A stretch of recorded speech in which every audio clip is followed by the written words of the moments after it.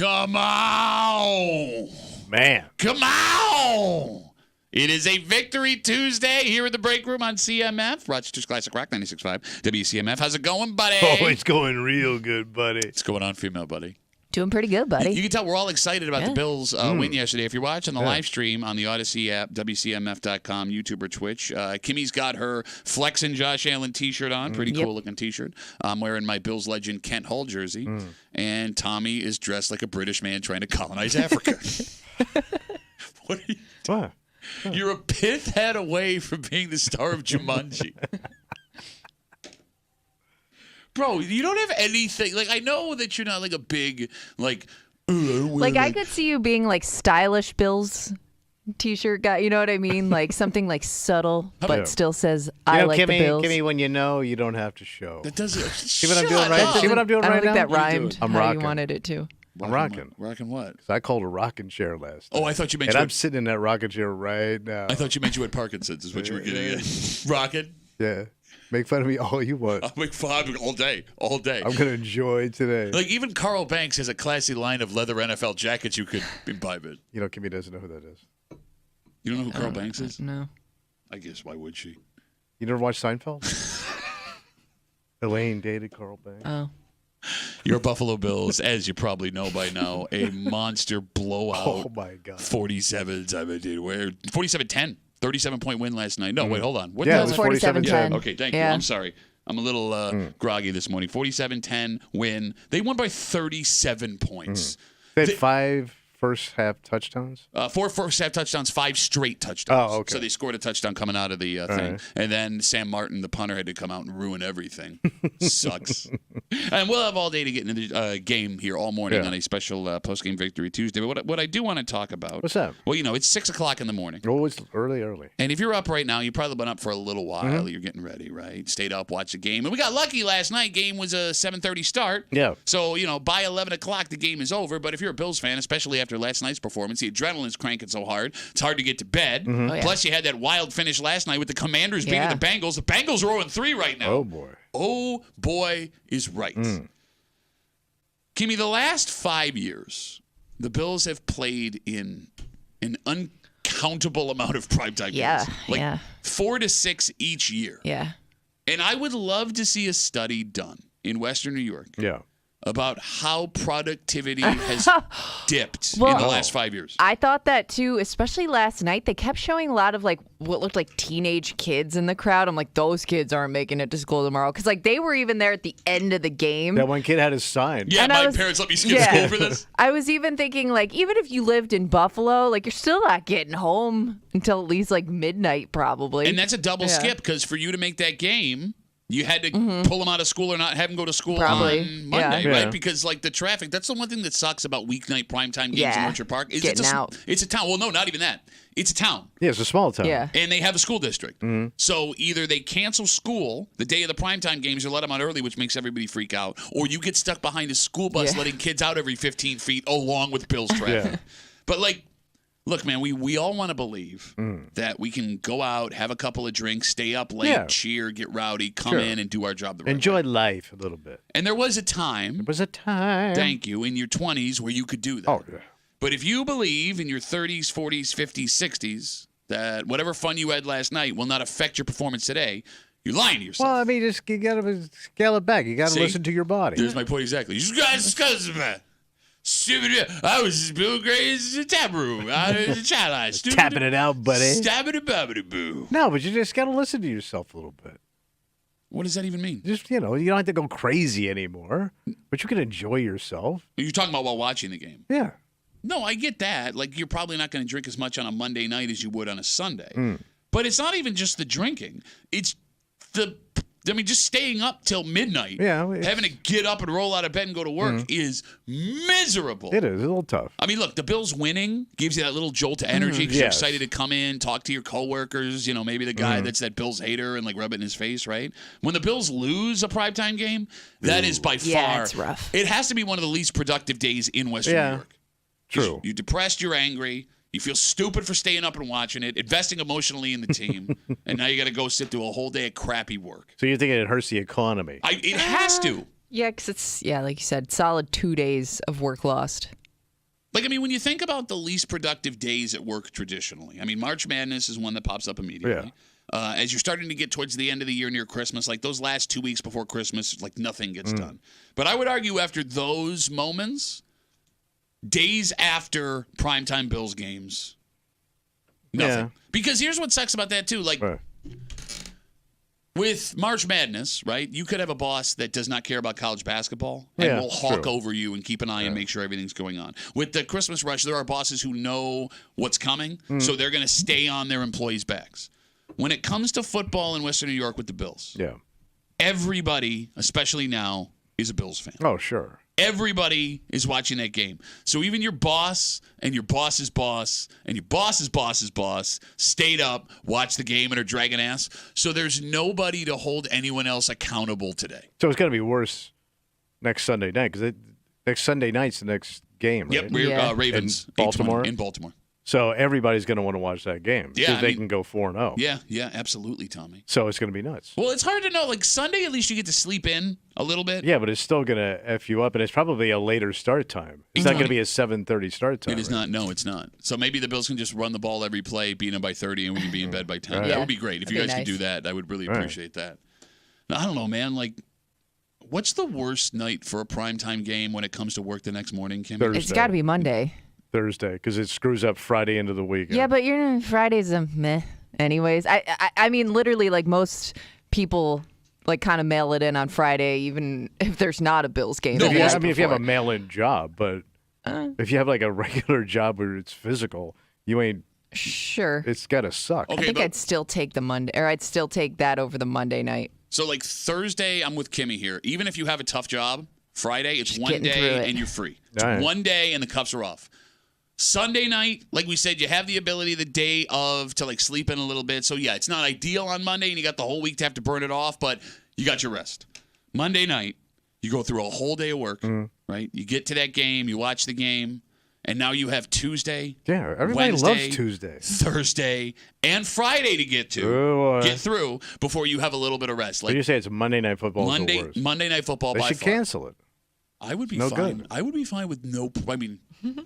Josh Allen likes primetime, so maybe don't cancel all primetime. But if they were whatever hey, leads to their success, I'm fine with. I don't know, though. I really miss Sundays at 1 o'clock. I do, too. Yeah, but and I don't think they have another one for, what, a couple weeks? Titans? Might be the Titans. What'd say suck? What? Losers says what? Yeah. That's the kind of quality effort you're getting today after we're staying up late. Losers just won the break room. No, that kid took the day off. 2 more Sundays. 2 more Sundays. All right. Of Sunday night games? Well, no, till you get a 1 o'clock. So October 6th is a 1 o'clock. And then the Jets are Houston. Jets are 4:20. Yep. Stupid Giants. No, Jets are 7:30. What? Sunday night, 7:30? Or Monday? No. Monday. Oh, it's a doubleheader. Oh. Yeah. They must be pushing a lot of double headers. Yeah, so it turns out that ESPN and Disney were given more games this year, and to be able to fit them in, they have to do there's multiple double headers. What was pissing me off while I'm watching the Bills game, they went to that split screen to show me the other game. If I cared, I'd be watching it. I don't really care right now. I'm watching this phenomenal game. Joe Burrow's coming up here. Shut up. It is weird because they didn't warn us about that. No, they just popped it in there. And they were doing it a lot. Yes. It was in the red zone. When one of the teams was in the red zone, they would put the other screen That and screen. sucks. Yeah. And like, I guess it's fine if you have a big ass TV you're watching. Or I'm really pulling for Washington. 252 WCMF 252-9263. It's another ass dragging day here in Western New York after that Bills win last night, because after primetime games, going to work the next day sucks. And with the amount of primetime games the Bills have played in the last 5 years, I think they're averaging 5 primetime games a year since Josh's second year. So that's 25-ish days of poor economy. Lack of productivity. Yeah. Okay, here's my question. That's why China's got all our jobs. No Monday Night Football over there. Get the hell out of here. Doesn't come on until Tuesday morning. Shut up. Do the Bills playing in primetime make enough money to make up for the money that we're all losing today not being productive? Probably not. Probably not. Well, no, I don't know. Who's making the money? There's a ton of money being exchanged. Well, okay, the Bills do. All the people that work in the stadium, the folks that work around the stadium, the bars and restaurants that have people out. Yeah, but that would happen no matter what time that game is on, right? Well, no, I don't know. Like, you think they get a little extra bump? I do. I think that it's more common to see people go out for primetime games. Like you were at the Bill Gray's Tap Room in Charlie last night. Yeah. Packed. And that was because you were there. Yeah. I think Not every bar gets a Tommy Relay to sell. I think maybe, to your point, like maybe early in the season, because everybody's just so excited to get out there for football. But like once the weather starts to kind of get crappy and stuff, like I wonder how much people are really like getting out of their houses to. You think so? Spend that much money. I don't know. So like when and like around the holidays and stuff, I wonder if that dips. The holidays is when I saw it pick up the most. So because you have off. Well, maybe. But you want to get out of the house. I think that's what it is. Yeah, could be that. So like my wife, I had always watched games either at the stadium or at home. You know, I like to like isolate myself. Yeah. But you know, we do everybody likes when you isolate yourself. We do the Bills games at the tap room out in Charlie, right? Bill Gray's. Yeah. And my wife one night wanted to come with me. It was a Bills primetime game versus it was the Chargers game last year, Christmas time. And the place was jam-packed. And my wife, like, had the time of her life. Like, I don't think she understood. She hadn't been in, like, a place where it's all fans together. At a like bar. that. And, like, it's not like the stadium where, like, it get cold and windy and you got to wait for a bathroom. Like, everyone's having fun. Like, I felt like it's like her eyes were open to a new world. Like, she likes to go out for football games now. Yeah. And, I mean, I know it's fun. It's a lot of fun when you find the right place to go to. But I'm telling you, I think that Sundays, having people over is the easier thing to do. Whereas I don't want to have people over on a Monday night. Get the hell out of my house. I'll go out and let you cook for me. You can serve my beer. I think it's more common for primetime games out. Okay. So that being said, there is more money changing hands on a Monday, Thursday, Sunday night as opposed to a Sunday afternoon, which could make up for all of the money that we're losing not working today. Okay. All right. Do you judge a guy who takes the day off after? Oh, yeah. Because there's someone we work with. It doesn't take much for us to judge, though, in this room, so we may be a bad... Well, the fact that he had judgment of character. The fact that he pre-planned it, like I'm taking it off. Well, I think most people do. All right, so let me catch everybody up here just real quick. There's a person we work with who will remain nameless, who went to the game last night. Yeah. And this person told us yesterday morning that they had already taken Tuesday off. And I was like, you're taking just a middle of the week day. Whoa. They're like, how do I do a not male or female voice? I don't know. I don't know how. It was a dude. You know, it's gonna be a long night. And I'm like, you know, you could just like not go to the game if you're not gonna make it to work the next day, right? And he was no. And I compared it to other people that I know that would go to sporting events and then come in and do these jobs. And those people always came in. I mean, they were dragging ass. They were not having fun, but they made it in. And those guys were in their 60s and 70s doing this. And this kid's in his 40s. Yeah, barely 40. Way to not narrow it down. Oh, please. please. Hey, I'm Tommy Mulay, the badass of Rochester Radio, unless my wife tells me I gotta go upstairs. But in that kid's defense, were those guys actually coming in and doing anything? No, I mean they dragged ass and they you know. No, she's right. You had to hire a show of 12 people, so 4 of them could do the job of the man normally when he wasn't tired. You had 12 people doing one person's job. Yeah, but at least you showed up. That's not good. But okay, to my point, though, that kid can't just come in and show up. Like, he actually has to do something while he's here. Old man logic, though. I do find it fun. Look at this. Says man in leather chair. Hit your little Taylor Swift button. Do your show. I like him. I do like him. Yeah, do the tiddly fingers with the thing. But I used to literally work out with 2 people that were half the time coked up, and we still got through. That's how they got through. I remember they all went, what was the Stanley Cup, the one no goal? 99. So they all stayed and watched the cup go around because they wanted it there, right? Yeah. So I don't know what time they may have gotten in and just came onto the show. Everybody reeked of booze and weed. Been there. I mean, everybody's eyes looked like zombies. We did a show. Okay. Yeah, but your show sucked. It was a very popular show. Doesn't mean it didn't suck. No, people had lower expectations back then of morning shows. I love back then there was like 3 morning shows in all of America. Oh, wow, look at us. We're killing it. Oh, wow, we beat Tony Ante? Holy crap, everybody. We got to die him. You could do your job. Get a dynamite, suck it up, go to work, got a breaking for you this morning here on CMF. It is a very special post-game Tuesday. We will get into what happened last night, me, because here's the thing. As amazing as that game was, as exciting as the last 3 weeks have been, as hopeful as we are that this team is legit, what the Bills are doing right now does not make sense. It does. Well, they're the most dominant team in football. And it doesn't make sense. And look, you know me, man. I am the world's most optimistic Bills fan. I will find a way to scientifically explain why the Bills will win the Super Bowl every year. But even me, optimistic. Wait, even you? Even the most optimistic Bills fan of all time cannot sit here and explain to you how the Bills are doing what they're doing with what they have to do it with. Wow. And we'll get to it just after 6:40. Tommy made some picks yesterday. You sure did. Sure did. Like, you want to talk trap game. Every day, every trap game. I see it winning, but not covered. I see the Bills losing outright. This is like the first time you've ever remembered when people also picked. It's because he didn't have a full weekend to have to remember things. I also love how back in the day you could do a morning show where it was 3 people with your own voice. Hey, how many tell him I'm going to kick his ass? Well, you tell him I'll kick his ass. A Muley post-game excuse Tuesday. More of a victory lap, but yeah. You want to talk about luck? You want to talk about luck? Oh, so when I get it right, it's luck. Bro, no. Like the ones you got right? No. All luck. All luck. And I got 3. You presented me these picks, not me. I didn't make these predictions. You did. No, you made the predictions. I gave you the give props. Me the you give me the information. Where's my Coke? Shut up.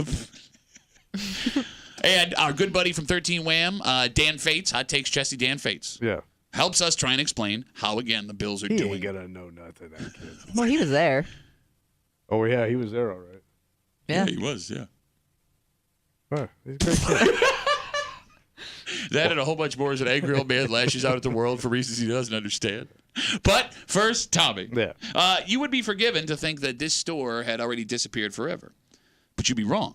So... is it a chain? It is a chain. It was at one point the largest retail chain in America. Damn. And the store that you know has closed, the last one, permanently. Now, there is still a type of this store open in America, one left. And we'll explain everything. Just one? There is one, and it's not even the one that you would think of if you were thinking of this store traditionally. But what's weird is how fast this happened. How the two dominant companies that took over their spot showed up in Rochester, it seems overnight, and then just plowed forward. And how maybe if you decided to try and bring this back, it might be successful. But why would you need it if these other things are there? Just because you don't need it doesn't mean that people won't go, oh, cool, retro. We'll get into it next here at the break room on 96.5 WCMF.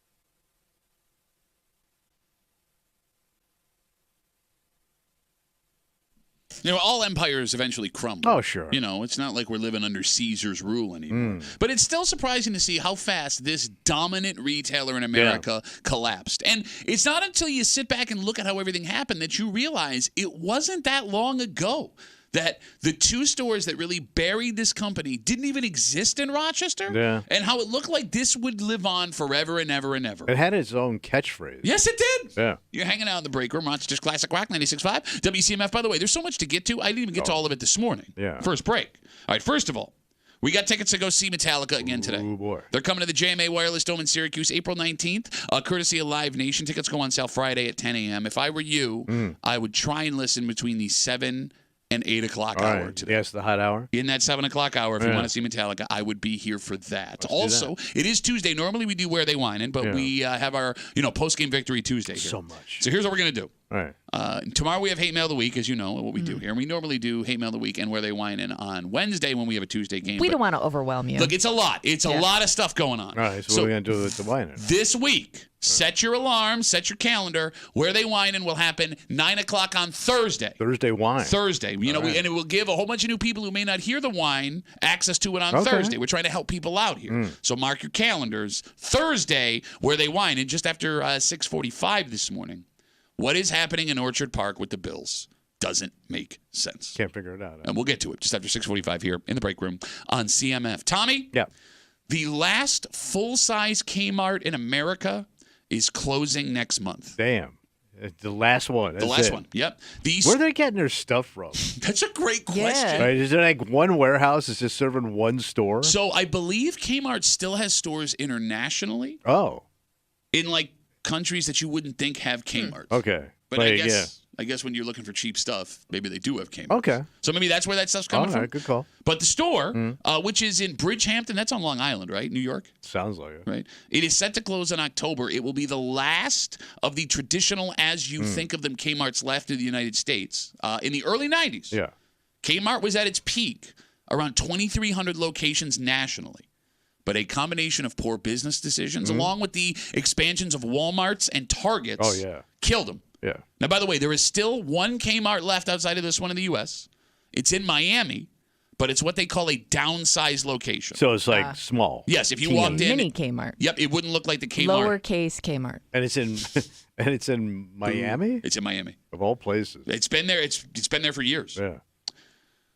It is nuts how fast Kmart stores disappear and how quickly their competitors gobbled up their market. Yeah. The rise of Target definitely doesn't help that. But I think you're also underestimating how quickly Walmart showed just up. exploded. Yes. Oh, so Walmart came after Kmart? No, Walmart came first, but it wasn't that long ago that Walmart and Target did not exist in Rochester. Do you remember the first time you went to a Rochester Walmart? Was it here when you got here? Yeah, but I was from the South, so I was familiar. You were familiar with Walmart? Yeah. Because I remember... You remember the first... I do. You remember the first Walmart? It was a huge deal. So was it the one in Greece? If I remember correctly, and if I'm wrong, call 252-WCMF. The first Rochester Walmart was the Ridge Road location in Greece. I remember vividly walking into that store for the first time when I was 7, 8 years old because they had a restaurant inside, a McDonald's, if I remember correctly. And I could not wrap my head around how that works. It was a mini McDonald's. Yeah. I'm in the store... That I'm in the McDonald's. And you can eat while you shop. What is happening here? Yeah. I got McDonald's fries, and I'm looking at Power Rangers. Look at that. What is happening here? You're in heaven. You're in a little fat boy heaven. But it was nothing I had ever seen before, right? And what's funny, if you're married or you have daughters, talking about Target, the other store that ate up Kmart, Target is probably a very important part of your life. For whatever reason, women love Target. Because it's geared towards women, right? It's like the most... middle-class white lady store. You walk in and you're immediately hit with trinkets you don't need in the little sales section there. Yep. And I think in every Target I've been in, the first section of clothes is women's. It's the women's department, so but makes sense. Target's only been around in Rochester for 20 years, right? It hasn't been that long. Target wasn't a thing when I was in high school. No, I remember when Target came here and everybody was like, it's kind of like, and then just people basically describing it how they were told it was in other places. But it's funny because when I walk into a Target in Henry, the one in Henrietta we go to, it still feels new to me. Oh. Whereas my daughters have never lived in a world where they didn't have a Target they could go to at all times. Like, to them, Target is Wegmans. Yeah, because, it's got groceries and everything else in there, too, right? But it's always existed. Yeah. And as far as they're concerned, it's existed since, like, George Washington was here in America. And they've never known Kmart. They've never stepped foot inside a Kmart in their lives. And they never will. Do you also remember what a big deal it was when Kohl's came to town? Because I remember that one being like a huge deal too. Like everybody had to go out because Kohl's was like the next big thing. My brother Ryan's a big Kohl's guy. I think his entire 401k is in Kohl's cash. Okay. He will openly brag about how much Kohl's cash he has. He's sitting on right now. No, like unprompted. Like he'll just out of nowhere be like, yeah, so like 300 large Kohl's cash. I think I miss Kmart a little bit. So I remember like the ones in Florida, they had the full diner in there. But it was like those old school diners where you could sit at kind of like at a bar and have your breakfast and everything. And yeah, they were amazing. And they had a full like auto section where you can have your car worked on, like a garage. Yeah, I mean, they had a gas station. It was like the first really one-stop shop, right? Because Sears and places like that, you could buy all kinds of items, but I couldn't. The car stuff, the restaurant stuff, and it was right there in your town. Like you didn't have to walk through the whole mall to get to where you were going. It was right around the corner. And I understand as we talk about Kmart closing their last regular standard Kmart in America, that'll happen in October. It felt like a more comfortable place to shop than the other places. And I know that sounds stupid thinking of what Walmart is now, but like in Kmart, they didn't care about anything, and I found that charming. Oh. Like you spill a bucket of paint, that paint was now part of the floor until they closed the Kmart. You made your mark. Yeah. It was like going to your uncle's house. Like it was always kind of a mess, and no one really cared. But like when you were a kid, whether you were going to Kmart or your uncle's house, there was going to be a bunch of weird, cool stuff you could play with. So the other cool thing about Kmart was, my sister, that was one of her side jobs. She worked at Kmart. She worked at Kmart? She worked the jewelry counter. But they had a full jewelry counter where like you could like under glass pull the stuff up. They had all the watches. Remember they had Timex and when Fossil came out and all those watches. But they had like departments, yeah. Yeah, it was like a department store. Sure. Yeah. And she worked that department where they sold cheap jewelry. I sell engagement rings at Kmart is my favorite Ribs, Arkansas song. Because there were people that bought them. Oh, yeah. But it is funny. Like, I mean, Walmart just overtook everything that Kmart was and multiplied it times 3. Yeah, they destroyed them. Yeah, man. But like the store's 3 times bigger. They have 3 times the stuff. It was less expensive. Like everything. Somehow Walmart found a way to sell more stuff less expensive than Kmart did. But like, the Kmart that I went to as a kid was the one on Chili Avenue in Chili. And it's right next to, actually, the Bill Gray's Tap Room. Yeah, that's the one I went to, too. Okay. It was right around the corner from my grandparents' house. So like, it was like a delicacy. We're going to Kmart today. I remember that. I'm getting a toy. And I'm not going to lie to you, man. When I drive down that street and I see... teary-eyed? Yeah, I mean, I do. I have... blue light special? I do. I have, like, these fond memories of buying, like, those cheap boxes of football cards. They would sell those knockoff Logo 7 Bills jerseys. But you can also buy cheap clothes there, too. So I can remember, like, when I was cutting meat, everybody bought all their work clothes at Kmart because they were like dirt cheap, and you were just going to destroy them anyway, so you didn't care. Yeah, I don't know. But they sold suits. Kmart suit. Yeah, you could buy like blazers.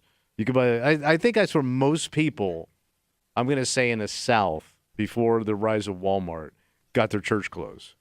Yeah, I guess that makes sense. You could buy a cheap suit. You could probably buy a full suit for like $60. Like, it always blows my mind, like when it comes to these stores that once made America that disappeared, your Sears, Kmart, places like that, Woolworths. Yeah. Why they haven't kept one store open that actually sells stuff as almost a museum. Oh. Because I think it would do well. Like the Smithsonian like of Kmart. Moment in time. No, like let's say I was going to a city on vacation and they had the last Kmart. And they kept it as a museum where you could buy Kmart items and like have one last walk through what it used to be. I would go, and I think I would pay admission to go. I think. Especially if they designed it to look like what Kmart looked like when it first opened. In the 70s. You wouldn't do that for like a Woolworths? Go sit at like the, Woolworth, right? Yeah. Like think of the fond memories you have at these places. Maybe that's our $1 million idea. Right? Retro retail? One retro retail museum. But are you going to sell like the old clothes? Yeah, why not? Like Sansabelt slacks and patent leather shoes with those big-ass buckles. I know you're laughing, but like Gen Z wears that stuff. Yeah. So my old man had those beltless pants that were polyester. My old man had every color of those pants because they were great because the waist was adjustable. It was a fat guy's dream. If you were going out to all-you-can-eat shrimp at Red Lobster on a Saturday night, you just started snapping those sides, and you just clicked your way into another belt side. One of my favorite Bee Gees songs of all time. Side snapping Snapping no that side. Damn. 252 WCMF. Kmart closes its last full-size store in America. It will be closing, in October. Let's talk to Mike. Hey, Mikey. How are you, buddy? Hey, morning. Now, I got to correct you. When you said they didn't care about anything, when we were kids, I was like 7. My older brother was 8. We were school shopping with my mom at the one in Irondequoit on Ridge Road there. Mm-hmm. And the blue light special cart, they turn on the blue light, hey, blue light special, little boy's underwear, half off, whatever. So twice in the one day we were there, we took that blue light special cart and we moved it to an entirely different part of the store. And the second time we did it, the store manager came and grabbed us and threw us out of the Kmart. And watch out for Mike. Hanging out with him gets pretty wild, guys. Rebel. One time he had a Diet Coke after 9. Come on, I was 7. I thought I was an evil genius. Mikey, thanks for the call, buddy. Have a good rest of the day. There goes cart moving Mike. I do remember one thing about Kmart. I knew a lot of people that shoplifted at Kmart.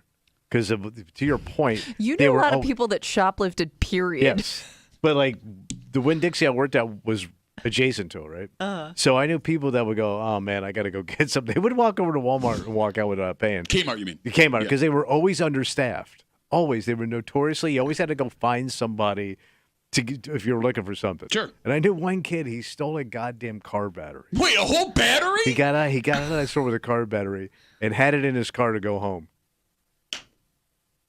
After he was done stealing from your store. Yeah, probably. Well, listen, if you want one more look at the final ever Kmart the way that you knew it, take a trip down to Bridgehampton. Ooh, get down to Long Island. Before they close in October. All right, we got to take a break. It is a wonderful Victory Tuesday. And a Victory Tuesday, again, I'm the most optimistic Bills fan in the world. I didn't see a 37-point win last night. That's got to be one of the biggest Monday night games of all time. You mean it was like one of the biggest... It has to be one of the best first quarters ever. Yes. Yeah, I mean, they or first half. Josh Allen pitched a perfect first half. It was a perfect first half. And here's the thing. Look, man, it's awesome what's happening. What a party. And Bills fans are optimistic to a fault, right, most of the time, at least throughout the history of the franchise. But I sit here and I will say this.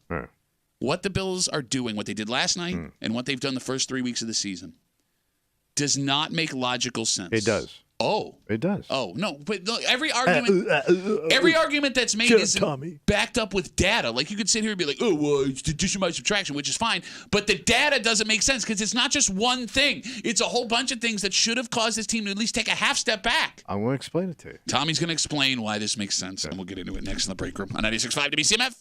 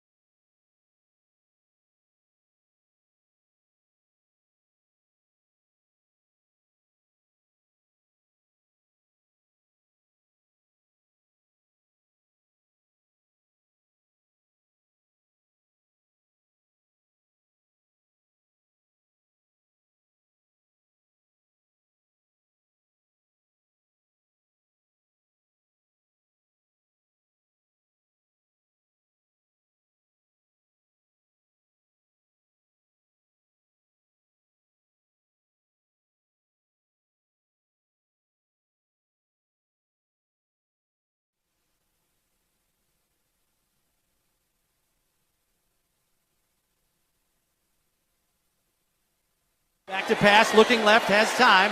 Pressure coming, now rolls out to the right, looking for an open receiver. He's got Kincaid, caught in the back of the end zone for a 6-yard touchdown reception. Dalton Kincaid outraced his defender across the back of the end zone, and Allen hit him with a laser. That man's bones is made out of hot dogs. How does he not go down?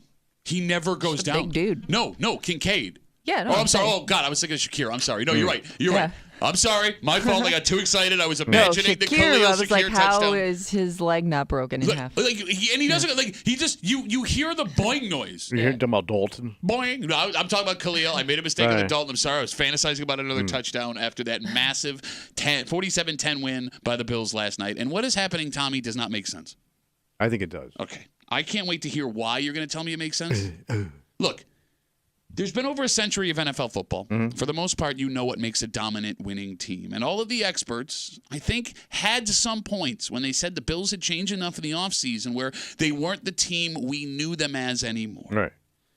After 10 quarters of football, they are a different team, but in a way better way. Yeah, they're the most dominant team right now. Yes, and with the exception of Tommy Muley, there is no one that can explain to us why. But you kind of explained it a couple of weeks ago, I think. Oh, so I'm a genius. Kind of. You probably heard it from somebody else. You're hanging out in the breaker ruts, just classic rock, 96.5 WCMF. As you know, your Buffalo Bills get the Monday night win in Orchard Park, 47-10 dismantling of the Jacksonville Jaguars. And the story last night is headlined by Josh Allen. 4 touchdown passes, leads the offense to touchdowns on their first 5 drives. This is the second game where he made it look like anybody could play quarterback. He's in total control. Right. He is in total control. But it's relaxed. It's not even an effort. You're right. And it looks like he's just toying with Jacksonville at points, right? Like they go for it on 4th down. They could not miss. Yeah. By the way, when did Sean McDermott decide we're gambling the house every time we get to 4th down? How about confidence? Last night, were there 9 4th down conversions in an NFL game? Attempts? Yeah. 9? By the way, Josh Allen threw for those 4 touchdowns and 263 yards in about 3 quarters. Yeah. Are you ready for your fun Josh Allen fact of the day? I love a fun Josh fact. Last night was Josh Allen's 4th Monday Night Football game with at least 4 touchdowns. That is 2nd of all time. In the history of Monday Night Football. Josh Allen might be the greatest Monday Night Football player in NFL history. But it's not just Josh, Tom. The Bills' defense came up huge, and the best moment of the night may have been the first career interception for a member of the Buffalo Bills backfield. Here's the snap, fakes the handoff, going to roll to his left, has time, throws deep over the middle, he overshoots Thomas, intercepted by Damar Hamlin, coming the other way to the 45 as he races to the far sideline and is tackled at the 41-yard line by Farrell. It's an INT and another takeaway for the Buffalo defense. This time, Damar Hamlin. So that's the second week he's been a highlight in prime time. Yes. Because that Tua hit was the week before. Not so much a highlight. But they keep showing him. Yes, I mean, right. they even point out that's the guy that almost died. So I was shocked that was Damar Hamlin's first interception because he played a lot that season he had the incident, right? But Damar Hamlin is playing like one of the best safeties in the NFL, legitimately. That is statistically backed. He was a guy, Kimmy, who was on the bubble in training camp coming in. Yeah. And last year, too, I mean, I think he was definitely in talks of getting cut last year, but, you know, I don't think the Bills were ready to let him go yet. Something must have changed in this kid. You know, maybe he saw like the light or something. I will say this. It is pretty amazing. Yeah. That the secret government scientists are able to not only clone a human, but clone a human that can play in the NFL. Well, we learned from the $6 million man. We can make him better. By the way, not only did Damar Hamlin have that pick last night after being what was reported a training camp bubble player, he had 5 tackles and 2 passes defended on top of the pick. He's playing out of his mind. Yeah. When the Bills wanted to throw the ball, they threw it. When they wanted to run the ball, they ran it. They got to the quarterback in Trevor Lawrence 4 times in devastating fashion. He was just getting his ass kicked. From the moment the Bills came out of the locker room, from halftime of opening day, they've been unstoppable. And it doesn't make sense unless you talk to Tommy Muley. All right. So you got all these guys you never heard of before, and they keep rotating it. Sure, yeah. So they don't know them. They don't know what they're capable of. True. So how do you practice and have a game plan for people you've never seen play before? Oh, That's a fair interesting point. theory. Because you even mentioned you started hearing guys' names last night. You didn't even know we're on the team. You don't know Ray Davis? I thought he sold cars. He does Doesn't sound like a come on down to Ray Davis. We'll put you in a beautiful vehicle. No, but like all these no-name guys, how do you prepare for people you keep plugging in, and they're all playing out of their mind because they want to make the team. It's they say 10 different guys caught passes last night? 10 Bills caught passes. 10 different When's the last time that happened? Doesn't happen often. Yeah, I believe it was like in the early 2000s. But, so here's the thing. That's a really interesting theory. And they seem to all play hungry. Yeah. Like they all want to be on this team. No, you're right. I mean, everybody eats. That's been the slogan all year since training camp started. But here's the problem with that theory. And it's an interesting theory, and you might be right. All right. Problem with that is that means this is unsustainable. Yeah. Well, it could be. I mean, they could figure you out in 6 or 7 games. But isn't that the way this league works? Like, you have a system, it works at the beginning, then people figure you out, and then the games get tougher. But you normally on those teams have superstars that can push you over the top. Right? The idea is, yes, you get figured out, but the talent that you have is so much better than the other. And maybe that's what you got. And that'll sift through. The guys that have the most talent will hang. No, but there isn't a superstar outside of Josh Allen on that offense right now. Maybe James Cook. James Cook looks like he's playing insane. Yeah. No, I know what you're saying offensively. I mean, defensively, the hope is that you get some of those guys back. You know what I mean? Like, they haven't quite counted on Matt Milano for the whole season, so you do hope that talent comes back eventually. Yeah, I mean, that is nuts to think. You're going to get Milano, Bernard, and Teron Johnson back, and you're doing what you're doing with this defense. I mean, look, offensively, the Bills have scored over 30 points in every single game this season. They held the Jags under 100 yards rushing. They held them under 200 yards passing, to your point, with Dorian Williams and Balin Spector as their starting linebackers. All right.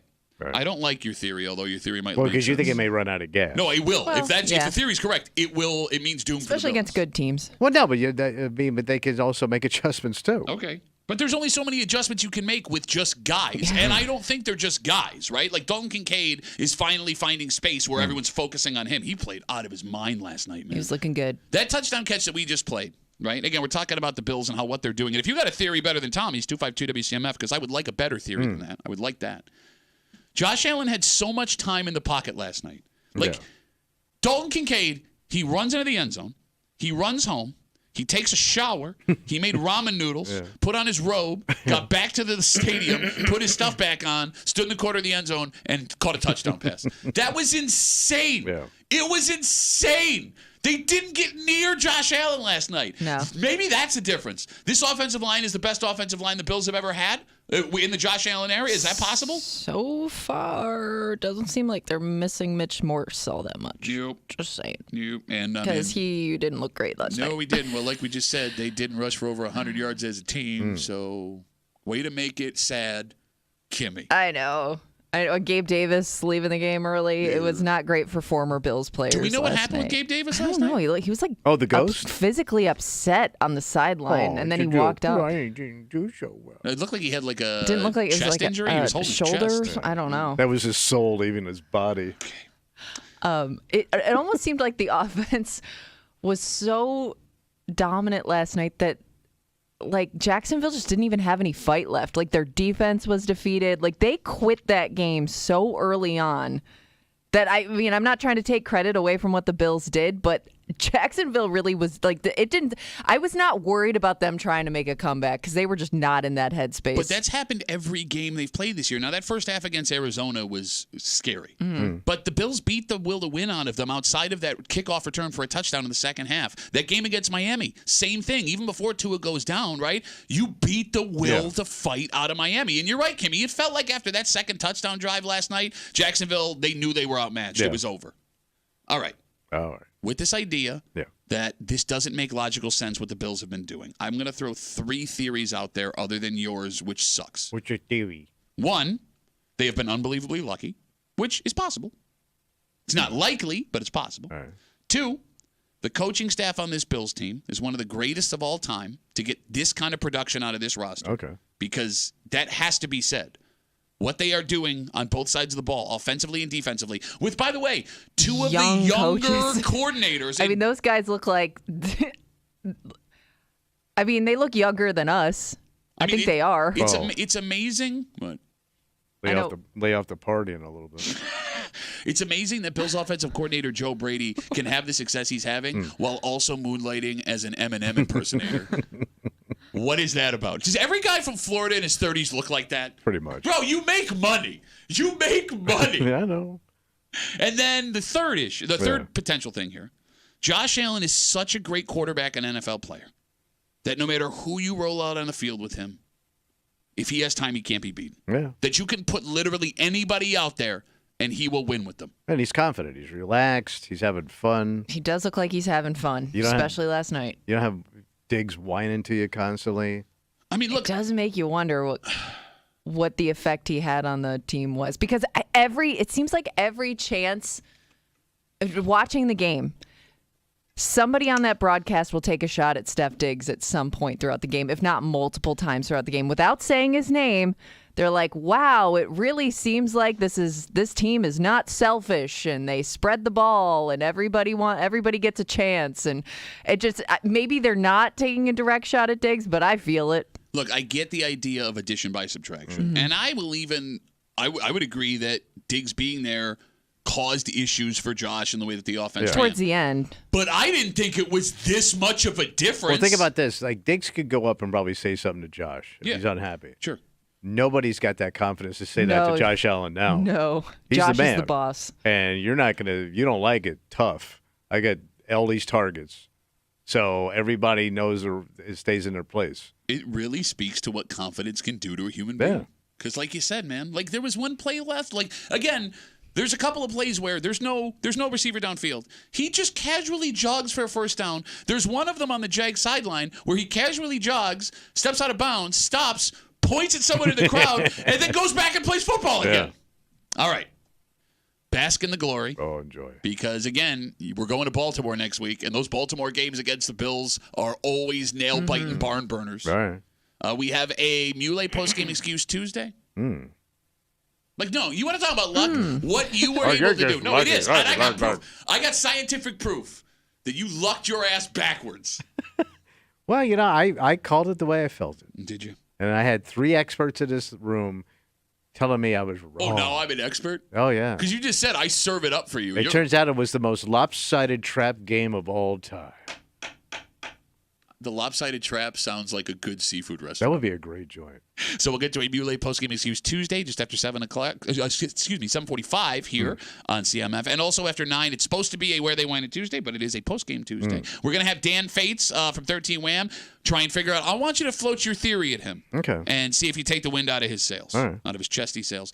Where They Wine It, which normally happens on Tuesday, mark your calendars. We are doing it Thursday. All right. Thursday. I'll put that in my planner. Thank you. But before we get to all that, yeah, there's this weird belief, almost need, to think that you had it harder than anybody else did back in the day. Oh, times is easy now. Yeah, I mean, I get it. You want to brag and feel tough. Uphill both ways in the snow. But that might be changing because Americans now are looking at teenage kids and they see something in them that they don't see in themselves. Oh.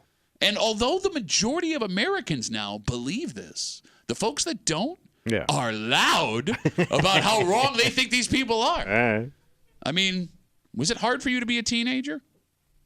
No, I think every generation is, right? Maybe more so now. Oh. And we'll get into it next here in the break room on CMF.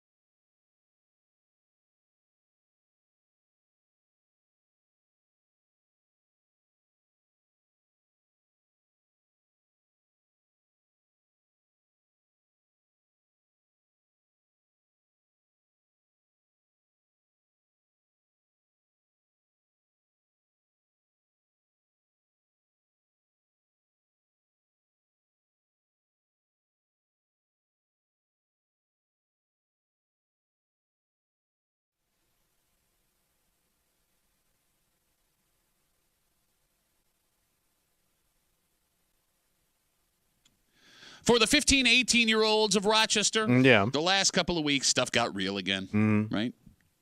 Back to school. Oh, the grind. And 15 to 18 is that really scary part of teenage years. Yeah. It's the first time in your life now where your daily decisions can affect how your life goes forever. Yeah. It's hard. Maybe harder for them than it's been for any teenagers in American history. Wow. You're hanging out in the break room. Rochester's Classic Rock 96.5. WCMF. We got stuff to give you, Tommy. Oh, yeah. Not you. You can't win. What am I going to get? Go to WCMF.com. Enter the contest page for your chance to win a pair of tickets to see Tom Segura come to KeyBank Center September 27th, courtesy of Live Nation. You can get your tickets right now at Ticketmaster.com. Just after 7:25, 7:30 this morning, two men that made off with what might be the most expensive thing we've ever heard of stolen in the greater Rochester area. Wow. And wait till you hear what they got for it. At least according to police. We'll get to it just after 7:30 here in the break room on CMF. A new study from the Pew Research Center shows the majority of American parents believe it is harder for teenagers today than it was for them when they were teenagers. Almost 7 in 10 to be exact. There are 3 reasons why, Tom. Okay. Would you like to take a swing at any of the 3 reasons why parents believe it's harder today to be a teen than it was when they were kids? I'm going to say the access to temptation. Okay. You want to narrow that down? Well, because now I can access way more on my phone than any other time in history. Okay, so 1, 2. You could get yourself in a lot of trouble just on your phone. You're right, too. All right, so to your point, 1 and 2, social media and technology in general. Right. So I guess that goes along with your point. You want to take the 3rd shot, Kimmy? Well, yeah, I mean, I was going to say it felt like it was easier to live in your bubble as a teenager when we were kids, whereas I think just kids are so much more aware of what's going on around them maybe than we used to be. You actually kind of nailed that, too. Okay. I didn't know if that also went hand in hand with social media. Well, 3rd is pressure and expectations of kids today, which is right. Social media, technology in general, and pressure and expectations are why parents say today harder for their teens than it was for them. And social media, by far in this study, was the reason parents think it's harder to be a teen now. Would you guys argue with that, or would you agree? No, it's hard to navigate that as an adult. You know, like, I mean, think of the pressure you feel keeping up with other people if you're a parent or just like a single adult. Like, I can't imagine what that's like for somebody who's 13, 14 years old. So Kimmy brought up a really good point. What's that? A couple of weeks ago on the show. Like, when we were kids, if you were having a rough time at school, you could go home, and ideally, if your home life was okay, it was a break from whatever issues you were having with friends or grades or whatever, right? Like, our grades were terrible, and we didn't like being faced with that disappointment and failure. But I could just go home. Now, between social media, texting, all that stuff, there is no escaping it. You can't get away from those kids at school. Your grades are always online with your homework. You can't get away from that stuff. There is no escaping whatever bad thing is happening in your kid's life outside of a home. But I will say this. Parenting today is different than my parents' generation of parenting. For example, they don't want to hear it. They don't hear any of it. Okay, they didn't care. They were, we were in the depression. We didn't need to. We went right into World War II. Then I had to get out and get a job. We were on rations. So you couldn't if you had a bad day, if you really had something you wanted to tell my parents, they could care less. Okay, where you're going to listen to your kids. You're going to try to help your kids navigate their problems, where my generation and your generation probably didn't have much of that from the house. So in a way, they have it better. I knew it would just be a matter of time before this man at this age would spit it to, wait a minute. Because here's the thing of this study. We know that 7 in 10 American parents believe it's harder to be a teen now than it was when they were teenagers. However, that 3 in 10, although they're small, they are loud. Because people that disagreed with this really disagreed with this. Well, it's probably older people. No, it was even parents. And the phone number is 252-WCMF, 252-9263. Whether it's older people, whether it's parents, what argument can you make that it was harder to be a teenager in the 90s, the 80s, the 70s than it is to be a teenager right now? Well, it's all relative. I mean, because your pressures and problems of that generation, those are the biggest things in the world. That was your world, so that was horrible. Okay. Whatever was going on, every generation has something going on that they don't like, or it's bothering them, or could destroy the world, or you know what I mean? But it's nonstop now. Yeah. It is, yeah. So 24-hour cycle of everything compounds it. But I had But then it way you can harder. go home and whine to your parents about it. And One time I ran out of gas in my boat till I got my dad's credit card done. And then you can go get a hug and a Reese cup. Wait, you got Reese cups? Oh, I got Reese cup. No kidding. Yeah, I didn't tell you. When did this? Yeah, I just scored a bunch of Reese cups. Where can I get them? Yeah, I just got in the Reese game. Got in the big cup game. Where I got a little operation going on. Where's that? It's in a men's room. Is it like a business? Are you like? It's a complete business. I got signage, frontage, the whole thing. What's it called? It's called Uncle Tommy, Quit Your Whining, Put My Cup in Your Mouth. Oh Salt. God! You were saying? Giving that some space. I could see guys arguing, like old people saying that teenagers have it easier because of technology. Like when I needed to know something, I looked it up in a book. You know what I mean? I needed an encyclopedia set. That did suck, having to know how to use an encyclopedia. And If you had one. But you got a little go to the blurb. library. Yeah. Yeah, it was like a paragraph. I got to write a 5-page essay on this paragraph. Mm-hmm. Yeah. All right, now here's the thing. As we talk about this study, again, the Pew Research Center did that almost 7 in 10 parents today believe it's harder to be a teenager now than it was for being when they were teenagers. Yeah. The hardest part of being 15, 16, 17 years old right now is something we all had to go through no matter when you came up. The realization that all of this sudden, what you do matters long term. Yeah. Because if you have hopes of going to college, your grades matter at this age. Yeah. If you want to go into the trades, you have to start making moves to set yourself up for that. If you want to go into the military, well, you got to be in shape. You got to do the research to find the right spot for you. It's a super quick transition from that 13, 14-year-old of la la la la la la la la la la la Italian kid to 15. Life got real. Yeah. Adulthood is coming. And not all kids do great with that. And it sucks that a few mistakes between 15 and 18 could set a kid's life back for years. Yeah. And it's something you and I know very, very well. Thank God. Don't you just thank God that you didn't have Twitter or Facebook as like a 13-year-old kid? What stupid stuff you would have posted that lived on forever? I'm just thinking about my 13-year-old self. If I had access to on-demand free pornography. Right. I would be so dehydrated. I would, you know, like when they find like those cavemen up in the Alps or something, like you've been dead for like 1,000 years. That's the way my parents would have found me in 15 minutes, completely drained of fluid. He died in his own catch rag. You bring it. And his hand kept moving, even though he'd been dead for 10 minutes. I would have blown through so much Swedish erotica alone. Okay, for God's sakes. 13? That's what porn was, bro. Right. Look, you can talk about the new stuff like technology and all that stuff. And yeah, you're right. I'm talking about, though, even like basic stuff. Something as simple as failing a handful of tests, not studying for a final, doing poorly on the SATs, not getting... dropping the ball. Things like that, right? Like making a mistake where you get in some serious trouble that alters where you can and can't go, what you can and can't do. Like, it's also because, like, being a huge liar... Like, I relied so much on lying. It does make it harder to lie. I feel bad for liars because that's got to be going away. Like, because it's so hard to lie now. Yeah, it's no so kidding. hard My oldest is finding that out the hard way every single day. It's so hard to lie. It's so hard to do anything that your parents don't know about. I mean, they can literally... You're underestimating Yeah, but the think ability. about, like, if your daughter wanted to sneak out of the house... You would know immediately. Just you're always connected to her phone, right? Like, so you kind of always know where she is. You have cameras and you'll see her leaving the yard. Like, even if she gets away and comes back, you have video proof of it. Look, I want to believe that's the case. I do, right? But I'm also not naive enough to believe that there is nothing that my kids can do that I'm they sure figured out that I kids haven't. will find a way, but I would think it's way harder to do now. But I just always lied.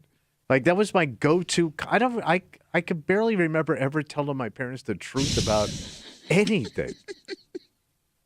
You're not wrong. And they couldn't figure it out because there was no proof. 252 WCMF 252-9263. Folks have been waiting patiently. Let's talk to Jenny. Hey, Jenny, how are you?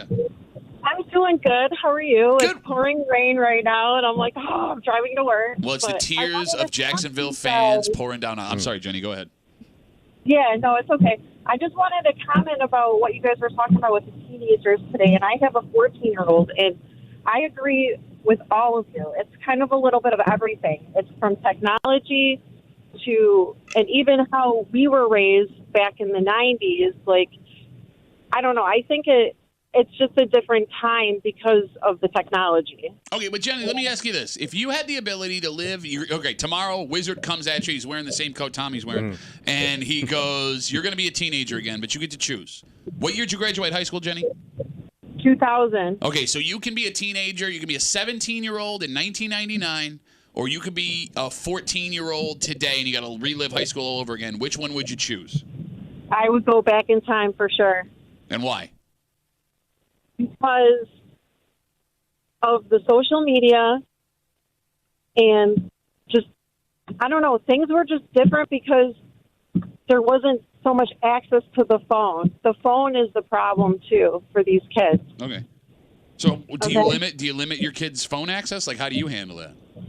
Well, I just take it away because it's just too much. Even for me, at night I take it away, or with the iPad. I took the iPad away the other night because it's affecting her sleep too. My 14-year-old daughter's lack of sleep. Yeah, been there. I know that game.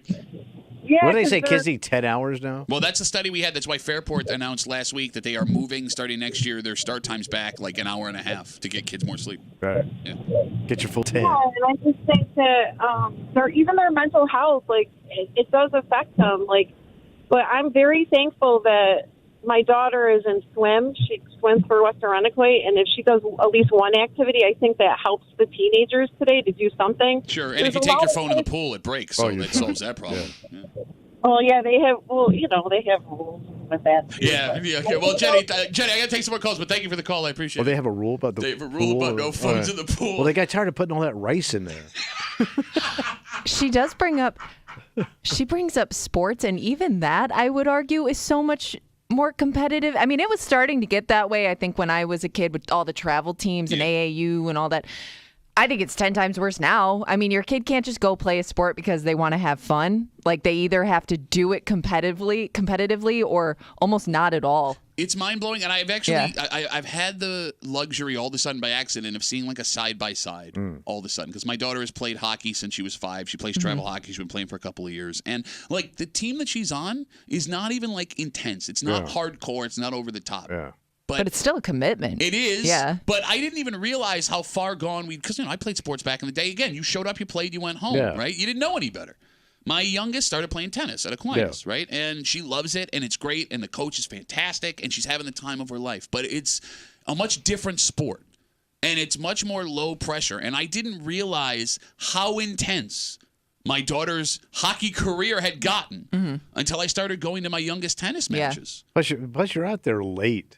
Yeah. My oldest did not get home last night till 9:30 from off-ice training. That's insane for a kid that's got to go get 10 hours of sleep and do homework. Well, I mean, most of the kids were up watching the Bills game last night, so maybe last night's the wrong. I don't remember as kids, like, there is a huge market right now for parents who hire personal training sessions, like hire personal trainers for like private training sessions for their kids. Like, that's how competitive it is. It's insane. Yeah. But look, it's not all bad. As we talk about this study again with the Pew Research Center, that almost 7 in 10 parents of teenagers today believe it's harder to be a teenager than it was when they were teenagers. So you brought up technology being a double-edged sword because, yes, it can hurt kids, but like Kimmy said, you have all the information of the world literally at your fingertips. There is no way you as a teenager is more well-read, would have been more well-read than a teenager today. I mean, if they're going to apply themselves, yeah. But any question they have, they can just Google it, and it's right there. You know what I mean? There is no need for, like Kimmy said, an encyclopedia. You also have the ability with technology to connect with your friends at all times. And there's a problem. Okay, it can be a problem. It can also be a huge benefit. What's the benefit? You can make the argument that those kids that do have rough home lives or times where they feel alone, like nobody is there for them, you have a better chance now of connecting with somebody than you did when we were teenagers. Because if I was just going to go in my room, I had no one to talk to. Yeah, but you get the weirdos, but you also get those eccentric artists that made all this great stuff. Yeah, so where's the weirdo kid in the 60s that decided he couldn't deal with life, so he went and learned how to play the guitar for 12 hours a day in his room? Walk around a flea market. There's plenty of weirdo Gen I was going to Z say, and I think those kids where's find... the Zeppelins at today, Pat? those kids find other kids that are interested in the same things they are, and I think I would think that leads to more creativity. And I think that brings us to the final point of where this technology might be helping, right? You can see how other people around the planet live with your own eyes. You don't feel as alone. And it makes you a more well-rounded person. Like, it gives you a better grasp on what you may want to do with your life. Okay, all right. Like, I mean, Kimmy wanted to be a marine biologist because dolphins were cute. And they talked in all the shows she watched. But you didn't know what a marine biologist actually did. I don't know. I thought they just like did stuff like scuba dived and stuff. Like, well, they do. Scuba dived. That's how you get to the fish to fix it. Like, imagine what your life could have been if, Tommy, you were able to physically see what every job in the world entailed on a daily basis. Yeah. Kids today can firsthand interact with people that have those jobs. It gives you a better ability to find something that you think you want to do forever. All right. Whereas, like, what are you going to school for? Business, teaching? Like, that's what we were, it's what we went for. Kid. Yeah. No, I'm with you there. I mean, you can specifically seek out a job that maybe you would not have known existed if you didn't have access to that. But I always think think the kids that will do that will look at that. Those are go-getter kids. You know what I mean? They apply themselves. They push themselves. Yeah. But think of how that could just happen naturally, though, on your phone. Like, your interests lead you down a road where you're now exposed to things that you wouldn't have seen before. I would just be whipping it 24/7. To marine biology? No. Can you? Is there something going on there? I don't know. Dolphin with no pants on? There you go. I guess that's all dolphins. Yeah. Let's take a break. Checking out that blowhole. For God's sakes, man. Well, it's right on top of their head. All right, we got Metallica tickets that we are going to get you before 8 o'clock this morning. So sit tight there. Do not go anywhere. But before we get to that, we're going to tell you about two men in our area who are accused of a crime that may be the largest monetary value crime we've ever seen in this. The biggest heist ever. It could be. It could be. And it's not cash. All right. Wait till you hear what they flipped this thing for. Wow. No, not wow. The opposite of wow. Did they know what they had? Well, that's the question, because either they didn't know or this thing is impossible to sell. But even in this business, you'd think you'd be able to find someone a little shady that would buy it from you. Shop around a little. We'll tell you what these gentlemen are accused of. Next to the break room on CMF.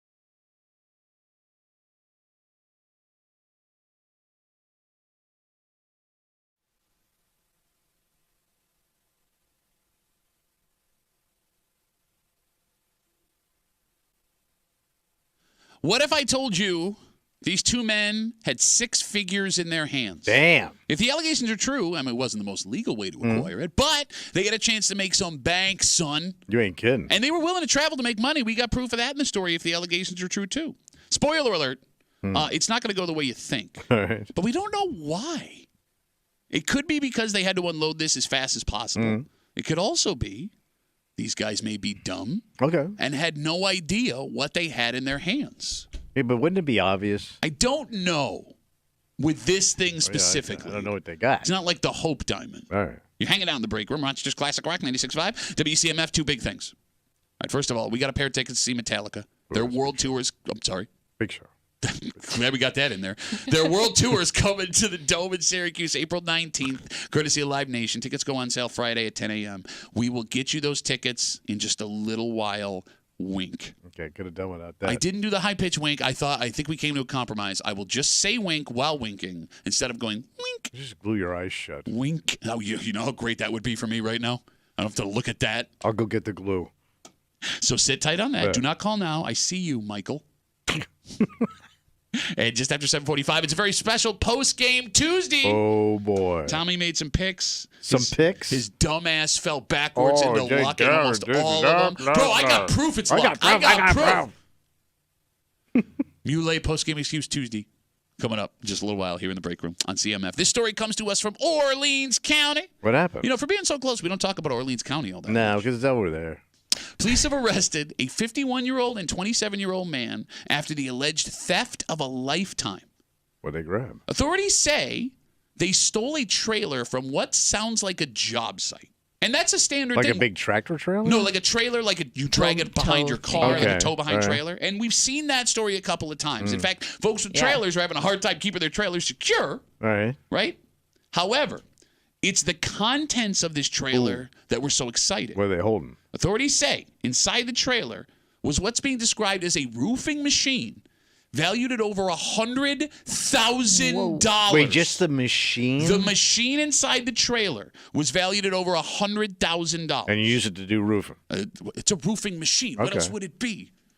That's what it'd be. It's a 6-figure score. Oh, yeah. In Orleans County. Plus the trailer. Yes. Plus the trailer. Yeah.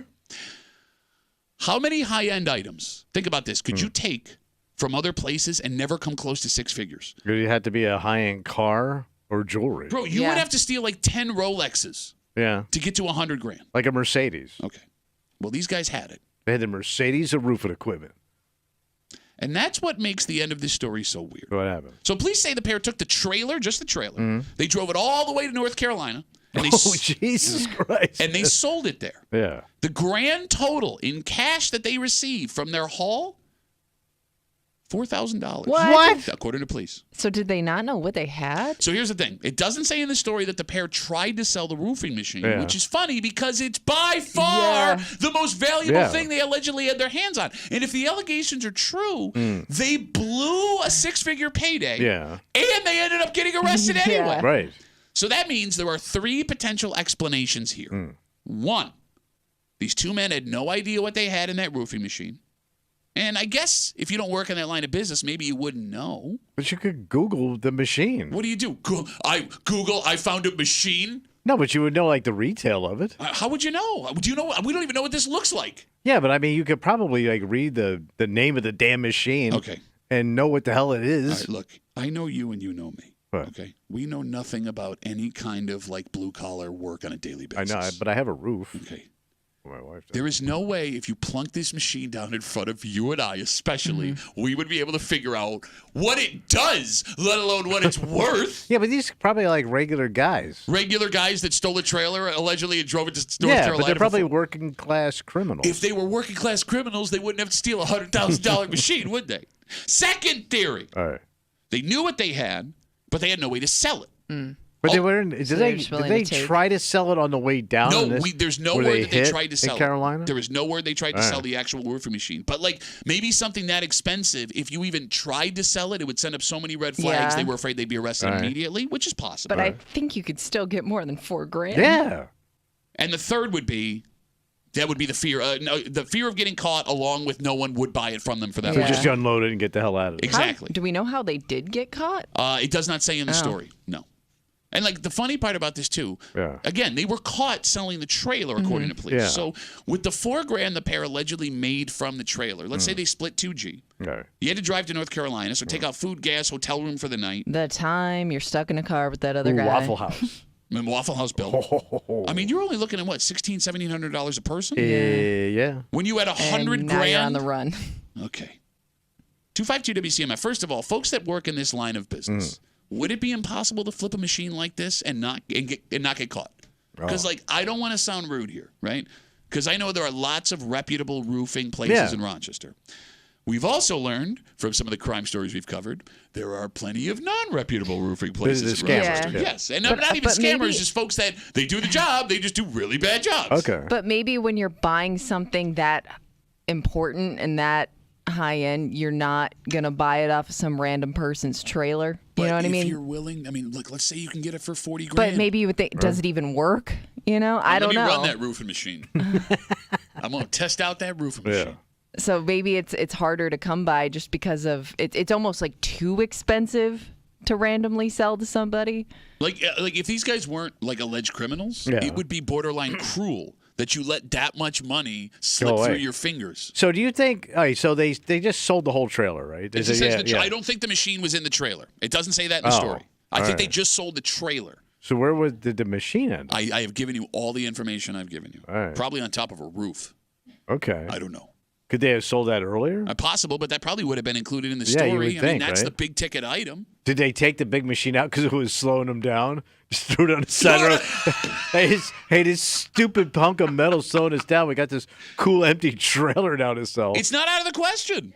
Right? Like if you see a couple of motorcycles on a trailer, you know those things are valuable. Oh, yeah, right? sure. You see a golf cart in a trailer, you know that's valuable. Mm-hmm. If you don't know what the machine does, you may not know what's worth. Okay. Yeah, it's old and dusty. Again, 252 WCMF. We're talking about these two men out in Orleans County, 51 years old, 27 years old. By the way, big age gap same last names. Oh. Yeah. Oh, so it's may have been a family situation. All right. Again, they allegedly stole a trailer from what sounds like a job site. Inside the trailer contained a roofing machine, according to police, valued at over $100,000, but they didn't sell it, and we don't even know if they tried to sell it. They sold the trailer in North Carolina for $4,000. They were arrested anyway, and they had six figures on their hands and didn't do it. Can you have a score so big as a thief? There's no way you can profit. Well, because you're just so exposed, right? Yeah. Right? Yeah, I guess so. Yeah, I guess so. Too many red flags. Well, look, it's too showy. Logically, the more valuable stuff you take, the better you're making out. Mm-hmm. But there can be something that is so rare, has so much sentimental value. Collectible. Yes. Tough to find a buyer. Like, think about this. It was almost exactly a year ago that Buffalo Bills legend Andre Reed had his Hall of Fame ring stolen. Oh, yeah. From a hotel room in England. Mm-hmm. You know how he got caught? The thief? The thief took the stones out of the ring and tried to sell them to a pawn shop in England. Oh. That's how we got popped? The ring is priceless. You can't buy them. It's the score of a lifetime. Mm-hmm. But the stones were so unique that even a pawnbroker in Europe... So they were able to track that down? The pawnbroker called the cops. Damn. And they figured it all out. A gemologist? What do you call them? Rock people? Geologist? Geologist? No, gemologist. Geologist is a study of rocks. No, but gems. But they study gems. Gemologist? Are you sure? Or just make that Sounds right. It's a gemologist. Yep, it's a gemologist. Oh! But the point I'm making is this. That's a Pro Football Hall of Fame ring from America. Right. And it was just the stones. And it's old. And the pawnbroker recognized that was so unique that they caught this guy. Damn. Right? It's the ultimate irony. This thief was so good and so lucky at doing something illegal, it got him caught. You know, it also makes you wonder... What's that? How big-time famous items that get stolen go missing and are never found. Well, I always wonder, like, if they grab some art, right? Yeah. Yeah. So you can't hang that anywhere because they know it's missing. Right. So that goes in some rich guy's basement just for himself to, like, look at? Well, isn't that how they found some, like, stolen pieces of art and things? It's like it was like somebody didn't really know what they had. And, it got stolen and probably got passed around a few times. And they find it, like, years later in like, an attic or something. But, like, to the stories that Tommy's talking about, like, you'll see these high-end art thieves break into museums and they're stealing specific items. Right. So either they already have a buyer or they know these things will sell. If I'm some rich guy. Right. You know that's stolen. And if I can't display if you're into art. What's the point? Thank you. I can't unload it to anybody else. Well, didn't that happen here like a couple years ago with the Andy Warhol? No, that guy was just nuts, remember? Oh, I thought somebody tried to walk out with it. Yeah, remember? It didn't work. It didn't work out so well. It wasn't so much an art thief. Okay. It was, he was just I stand corrected. He was a little bit strange. Okay. And that's okay.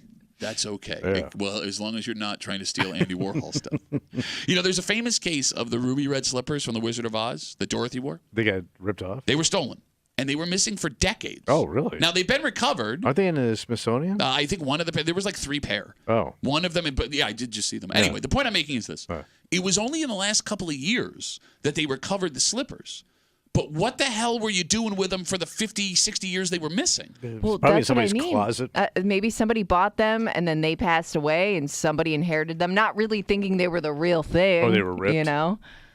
Okay. I guess what I'm wondering is when it comes to high-end stuff like this, right? If it's showy, what's the point of buying it if I can't show it? And if it's functional, if somebody's going to ask me questions about where I got it from or it's easy to trace back to where it was stolen from, how do I use it? I know.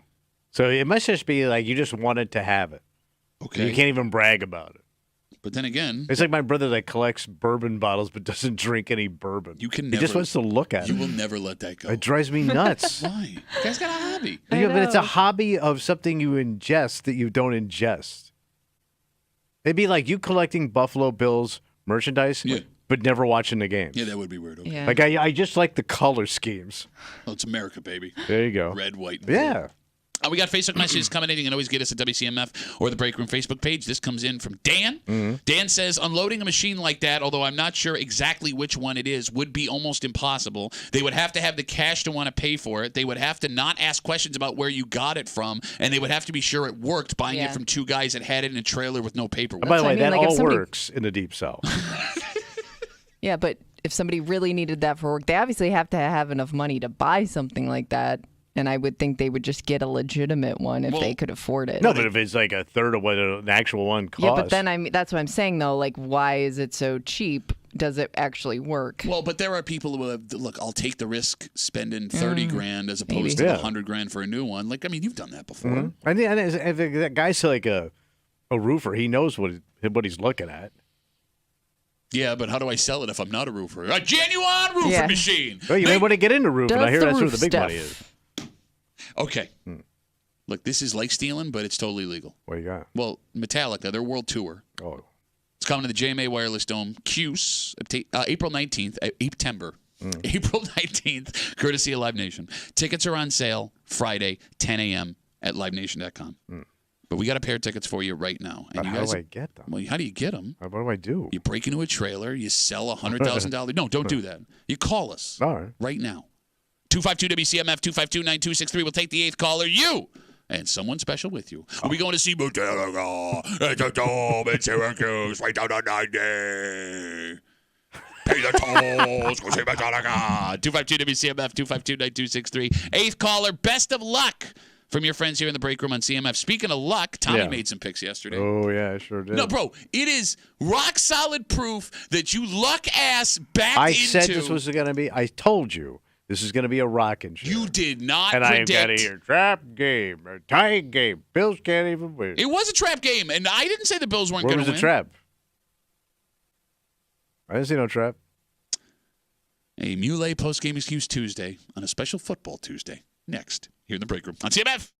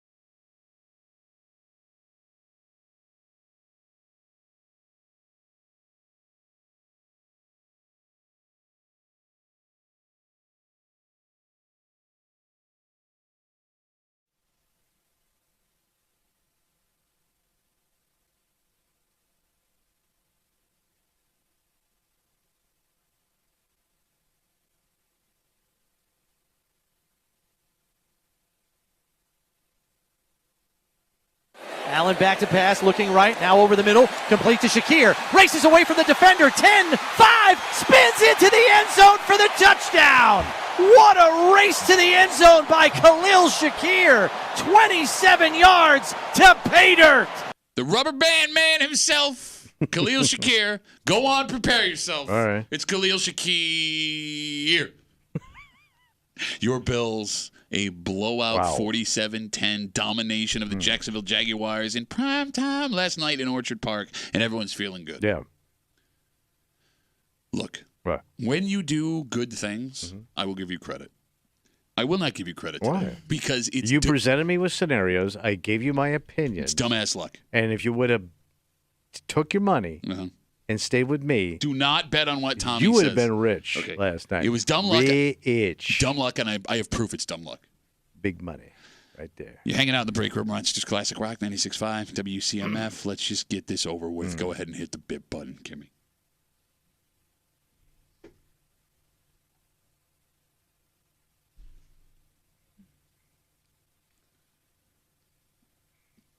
Here was Tommy's first pick from yesterday here on CMF.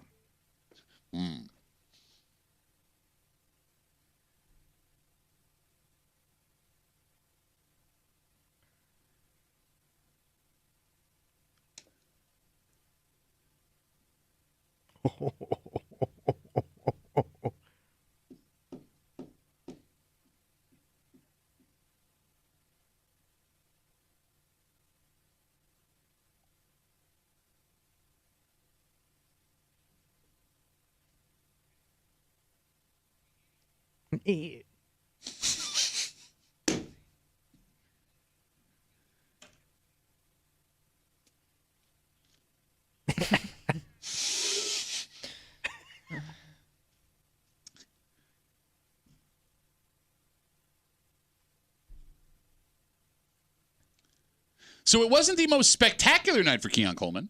In fact, he did not take a snap in the first quarter. You know why? What's that? He was benched. Oh. Reports came out after the game that Keon Coleman missed the first quarter coach's decision because he was late to a practice this week. Wait, the Flash was late to practice? Yeah. Oh. Maybe he flashed the wrong way. All right.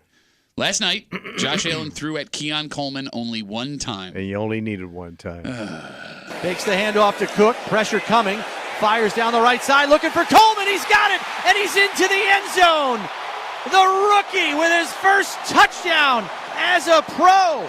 It goes 24 yards for the score. And the money you could have made last night. The money. Didn't he have 2 catches, or did he only have one the one? target, one catch, one touchdown? You would have gotten fat last night on that one bet. If you would have went to Mule Duel and just put in the promo code T-Breeze, you would have gotten fat for the month. You ass backwards luck fell into that effing pick. You presented me a scenario, and I deduced that. One catch. You only need one catch. One target, one catch. That's how good this kid is. And it wasn't even like it was a goal line play. This kid didn't even have to shower after the game. That's what I mean. That's why it's lucky. You lucked the F out. And you know what? And here's the thing. The luck doesn't stop there, douchebag. I was on the luck train. Yeah, you were on the luck train. That's what I'm saying. It had nothing to do with skill. 1-0. Congratulations. Let's get to our second pick from Tommy on a Muley Postgame Excuse Tuesday on CMF. Over under 3.5 receptions for Jaguars wide receiver Gabe Davis. So he's got to get 4 catches. But they know him. I mean, the defense knows what this kid's about. Okay, right? yeah. Well, I mean, I guess. But he runs weird routes, man. He's like herky-jerky. Let me tell you something, man. Please. This Gabe tonight, he's going to be a ghost. They're going to start calling him Gabe the Ghost because he's going to be a no-show. This kid ain't going to do squat. Don't do this, man. Come on. I'm already nervous. He's going to be Gabe balling Davis in front of the old hometown. Now, the last time he was on the field in Buffalo, he did not play in that Chiefs game. He was hurt. He was arguing with Bills fans like he was like in a fight on the sideline. Well, ain't going to get any better tonight. So just to be clear, you are under 3.5 receptions for Gabe Davis. Gabe the Ghost. Ain't happening. How'd he do? In his return back to Orchard Park last night, Gabe Davis had 18 yards on 2 catches. You lucked out on that one, too. I just told you he was going to be a ghost. Okay, he wasn't a ghost. He was involved in the game plan. He was there. I mean, look, there was a couple of great pass breakups. Christian Benford had one of them. Damar Hamlin had another. There was the Russell. That's how the game goes, baby. Really? So who had the pass breakup or pushed him out of bounds in the end zone? What corner made that play? Well, that was I think it was Young. Yeah. Yeah. It was either that or Williams. It did seem. Now, shut up.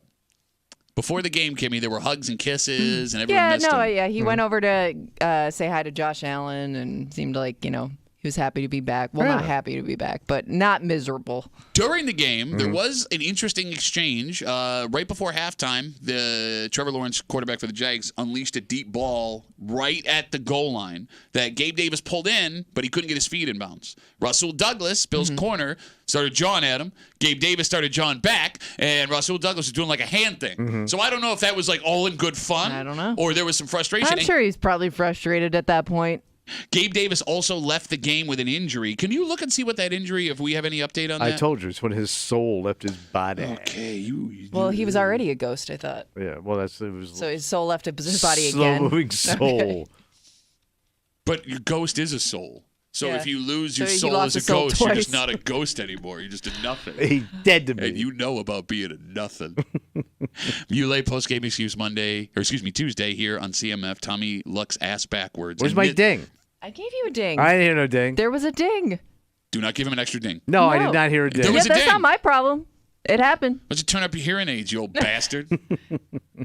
Tommy is 2-0, and this is proof. This is proof. Oh, this is it. No, look, I will ask you a simple question, and if you can answer it, I will admit none of it's luck. I don't have to answer anything. I've already put my picks in. You're not Go my ahead. dad. Go ahead. Ask away. Our third pick from Tommy yesterday on CMF. Over/under 1.5 turnovers for the Bills D tonight. So they only got to snag 2 balls. That's a lot of Oh, turnovers. it's 2. It's not a lot. 2's not a lot in anything. And they won't be sweaty.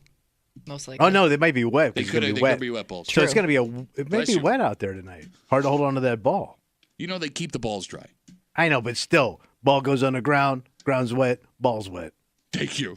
That's how wet works. Dr. Tommy. Wet keeps showing up. Dr. Water Muley.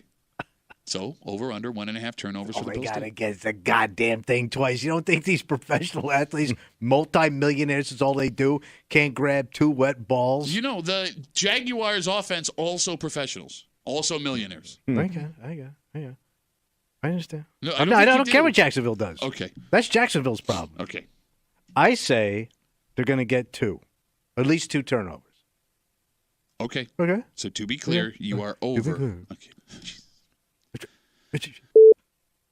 The big turnover last night was the one that everyone's talking about this morning. Oh, boy. Damar Hamlin, Yeah. baby. Boo. Well, he's kind of shy. Go faster.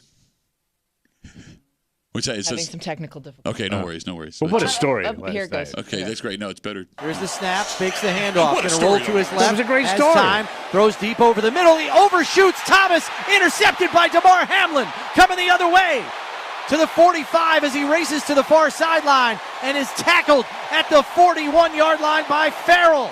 It's an INT and another takeaway for the Buffalo defense. This time, Damar Hamlin. What a great moment. Damar Hamlin. How about that? All right. But here's the thing, and I would like to put this up for How do debate you not in the get room. choked up seeing that kid? It was pretty awesome. wonderful. It's a Hollywood ending. Yeah. And it's not even over yet because he's playing like one of the best safeties it in ain't the NFL. over, baby. And that's not my opinion. That is backed by statistical All right. analysis. Kid's That being got said, stats. that being said, there was a second turnover. So you can go ahead and give him his ding. All right. Did you hear that? Yeah, I heard. Okay, just making sure. So go ahead, crap on that. Now. Should it count? 2 Should points. it count? Well, did it count? 2 points. Should it count, Kimmy, if he was not awake to see it? Because I know yo ass was asleep when this happened. My ass. No, he and was probably up because people could call in. I was at Bill Gray's till 9:30 last night before I went home. Way past And then that I time. went back home and I watched the end of the game. Watched the whole probably damn listened to it thing. on the way home too. Listened to it on the way home, poured myself a nice cocktail, and watched the end of the game. So this happened in garbage time, which you did not predict was going to be a thing. I And didn't I know. will look- You never said That's fine. when I'm it happened. I'm not taking it away. You told No. me there was going to be a game. taking it away and from you. No, you are because you're trying to like crap on it. You got Oh, I'm Aiden. definitely crapping on it. Because all y'all's stats, and you've been watching Uh-huh. these games for years, Yep. you all don't know nothing. You lucked your ass out backwards, and here's how I can prove it. I will say you're a genius, and you picked this game perfectly. There were 3 players involved in this play that caused the turnover. Okay. There was the person who sacked the person, there was a person holding the ball, Well, and there was the person recovering it. All right. If you can name one of those 3... Thule. What? Thule. Sorry? Thule. What's his name? Thule? Name one of those 3 players? So Thule. You're going with Thule? I think so. I don't know. What's his name? Tuchel? Whatever it is. Thule? I never heard of the guy before. Yeah, that's my point. You were wrong. You couldn't name him. So who cares? You lucked ass It out doesn't backwards. matter. Okay, fine. Okay, so next time you want me to pick the guy that's going to... No. The point I'm making is garbage time is a BS way to win. And it works for gambling, and you got your ding, but you don't know nothing. All right, so from now on, my picks stop once it turns into garbage time. No. So whatever stats I have up until garbage time, we stop. You got your ding. Because you told me it doesn't count. No, I didn't say it doesn't count. Yes, it does, because No. you're crapping all over. So you're saying from now on, let's say garbage time picks up at some point, we stop. Here's what I'm saying. The rest of that game don't count. Here's the point that I'm making, Tommy. No, here's the point I'm making, man. You're just trying to find ways I'm the to make captain yourself... now. I'm going to wear this jersey and a hat, but I don't know squat. Oh, I don't know squat? Name them. Where'd they go to school? Till. His name's Till, guy. Where'd they go to I've never school? heard of the guy. Have you ever even met his mother? I feel as though, as the commissioner of Where They Widen, I know it's not happening today, but I do need to step in here and say Tommy's picks count, whether or not it starts. I'm just clarifying. Thank you. I'm just clarifying.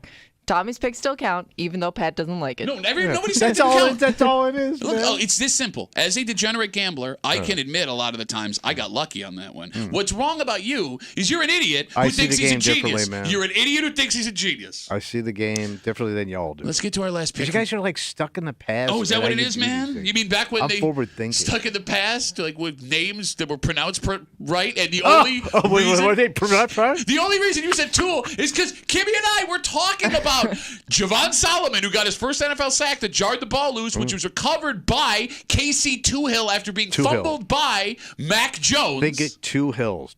Yeah. That's how you do that. So you'll forget it again in 10 minutes. Let's get to our 4th pick from the luckiest, stupidest man I've ever met on CMF. Do they win? And if so, do they cover the 5.5 points? So you're asking me about a game that I'm kind of shaping up to turn into something. I'm not even looking at you. I will not look you in the face out of disrespect. Of course they're going to win. Okay. Are they going to cover the 5.5? It's 5 lousy, stupid points. You don't think they can cover this white trash Jacksonville team? Giants. With Trailer Boy at the helm. Broncos. His mama's going to be out there. Buccaneers. 3 games in primetime last season that should have been a walkover for the Bills. 3 games, if I'm not mistaken, they did not cover. Let me tell you something. The Bills this year own Florida, the entire goddamn state. Okay. So, yes, they're going to win. So you have the biggest Bills. Florida runs is cocaine. You have the Bills winning. They're going to be the cocaine of the North. You're going to call it the cocaine coast. You have the Bills winning, and you have them winning by 5.5 points. Oh, yeah. Okay. Yeah. Are you done with that? I would say, could even be worse. Oh, really? What are you thinking? I'm thinking you might see a prime time. Split. This could get ugly. Wait. This could or this will? I'm going to say prime time blowout. Okay. Big time, prime time. Split. We can't get any more blowout than that game. Yeah. She did ask can or will, and you didn't answer. What's that? She said, you said it could get ugly, and Kimmy said, is can or will, and you were like, prime time blowout. I'm scared now. Oh, my shoes are wet. I don't like it. Keep going. Keep running your mouth. Look, you're 4-0, man. You're 4-0. Know-it-all. Like a know-it-all would go 5. A know-it-all would go 5 for 5. I gave you a little gift at the end. Oh, did you really? By the way, we don't know. Yes or no? We do actually. We do. Did you check? We did. Kimmy, let's get to our bonus pick from Tommy yesterday on CMF. Not so fast, buddy. I know RD's coming in with his loud shirts and his comically stupid hat. Comically stupid? Yes. Vocabulary master Tommy. I'm saying this is going to be a hell of a game tonight. Okay. You're going to be in awe of what you all see. Oh, really? Yeah. And somebody else is. Who's that? Ooh. Old buddy of yours. Who's showing up? But it went south. And he's going to be on Twitter congratulating the team for what he sees. What are you thinking? Your boy. Who? Doug the Bone Marone will be complimenting the Bills on a massive blowout win. A guy that's not connected to either team anymore? No, but he still has passion for the game. You don't think a guy that used to work for these teams, both teams he coached, you don't think that guy's watching tonight?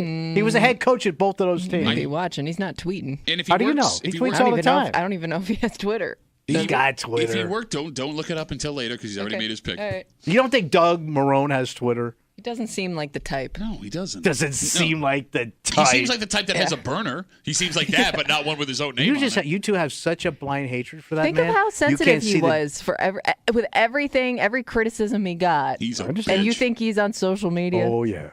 All right, so your bonus pick is that former Buffalo Bills and Jacksonville Jaguars head coach Doug the Bone Marone will watch the game tonight and be so impressed by this Bills blowout, he will congratulate them on Twitter. Oh, yeah. It'll be a positive tweet towards the Bills. Okay.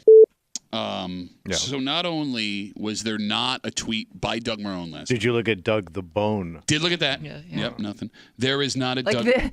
Doug Marone's parody account got bored with Doug Marone. Yes. In fact, I'm looking at shut down? I'm looking at 25 Doug Marones on Twitter. So let me see. You think this is the real one? Head coach of the dumbest effing franchise of the NFL, Jacksonville Beach, Florida.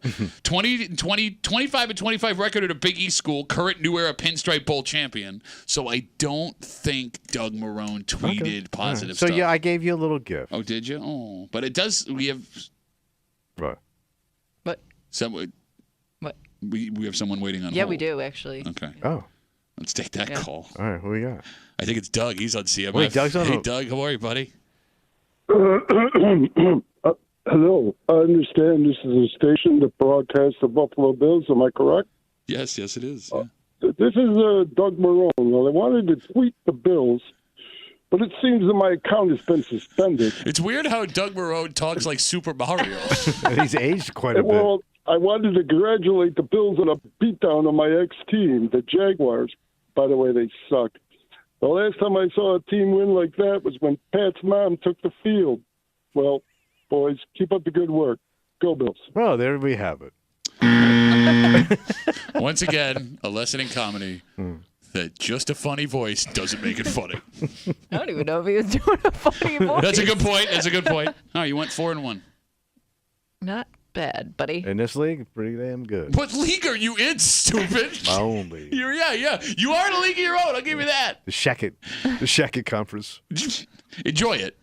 Because, again, your luck is about to run out next week. Because there's no way, mark my words, no way. You can pick this game against Baltimore. Look, Buffalo, Baltimore, every time they get together, it is a nail-biting, barn-burning, insane play festival.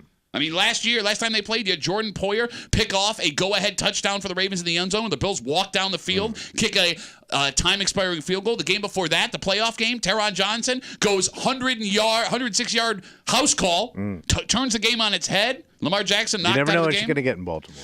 All right. Soak it in now, because you're going to fall. Soak it in. You're going to fall, and I'm going to love it. You're going to stuck. All right, let's take a break. Take a break. Much like Doug Marone, who just called the show. So cool he took time to do that. That's really nice of Doug Marone, considering how he hated us when he was the head coach of the Bills. Yeah, but he's a class guy. Mm-hmm. This happened in the game last night, but it has nothing to do with football. Oh. In fact, there are men, Kimmy, that are saying this woman is the worst woman that ever existed. And it's not a joke. They're not joking. They think this is awful what she did. She was, highly criticized on social media. And it's all because of a sign that she walked in with that made the broadcast last night. It went viral. The still shot of it, too, makes it even worse. Oh, was it nasty? Well, here's the thing. There are those who say women don't have a sense of humor. Yeah. Right? If you are a man criticizing this woman for this sign, the tables have turned. Oh. You bitches. And we'll get into it next in the break room on CMF.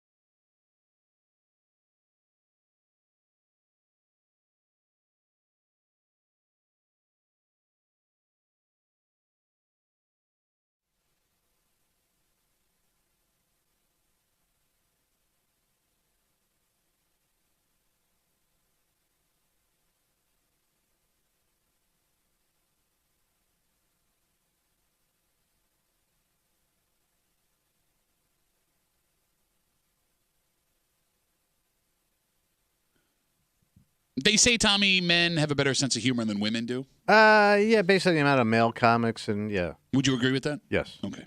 But after a sign at the Bills game last night went viral, maybe we've been wrong. Oh. Because this sign is obviously a joke. All right. And this woman would not have this sign if it bothered her husband. But Kimmy, a ton of people who saw this on national TV not only were apparently bothered by it, they think this woman is some kind of terrible woman. Oh, really? The woman, and then they're taking shots at her husband, too. Really? I mean, yeah. The hell of a sign. You're hanging out in the break room. Rochester's Classic Rock 96.5 WCMF. We'll jump right into it. So you did not see this sign on the broadcast last night. I don't think so. It has set up debates about relationships across the United States. During a break in the on-field action, ESPN cameras cut to a woman in the front row holding a sign that said, and I quote, "Josh, I just got married, but I'd leave my husband for you. P.S. He's right here." And there is a picture on the sign of this woman. She is next to Josh Allen. It is obviously a Photoshop picture, and they have like a Zubaz heart around them, Cute. she and Josh. So the sign was pretty damn funny. Right. And she was all excited to be there. Like she's jumping up and down like, It made it even better. And the sign gets seen, and we go back to game action, and that's the end of it, right? Nope. Wrong. Screenshot of this woman in the sign went viral on social media, and overnight has set off a firestorm of debate. Are they ripping her a new one? Tommy, there are a shockingly large amount of people who think this woman... How dare she?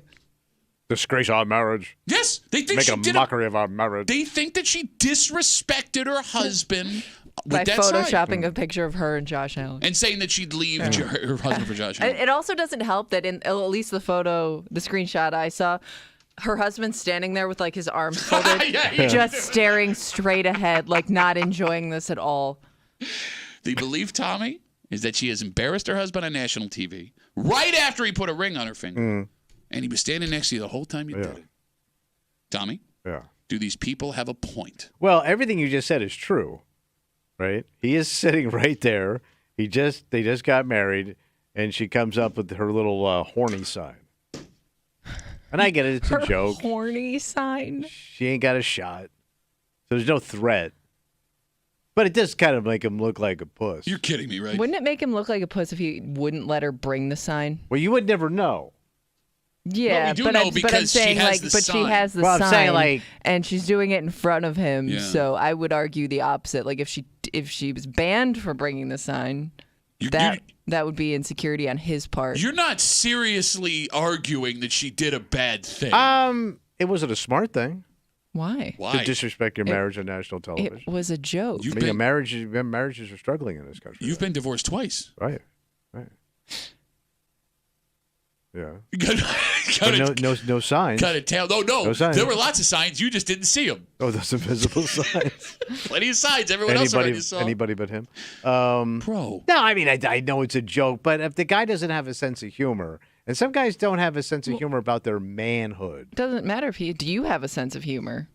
Oh, yeah, I find it funny. No, you don't. No, you're arguing why she's a bad person. We're talking about all the criticism she's facing about people who I guess didn't get the joke or don't think it's funny. Okay, but I think they get the joke. I don't think it's funny.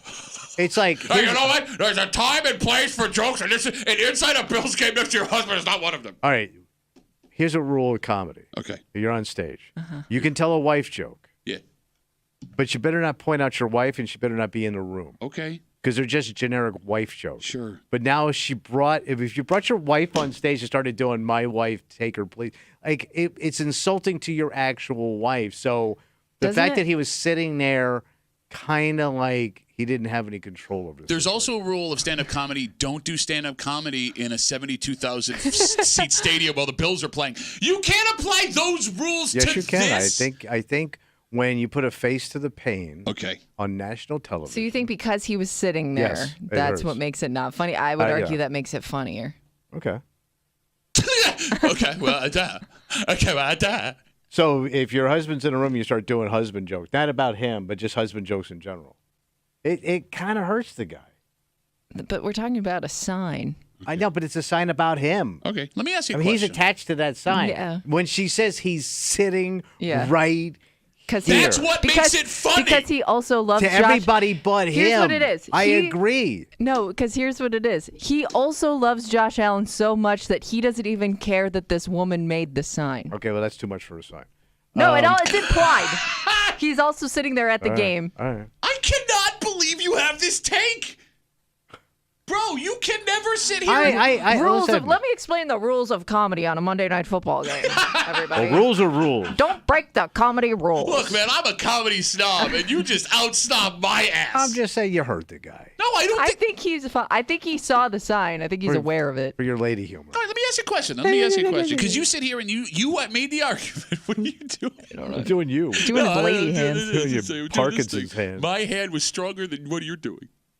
Strong hand. Let's say that this woman with the sign who goes viral that says, Josh Allen, I love you. I'll leave you for my husband, and he's right here, right? I mean, she got the sign there last night. She makes the sign, and she walks out into the other room. She goes, look what I made for the game on Monday. And he looks at it, he goes, no, I don't want you to bring that in. Would you think that man is a bitch?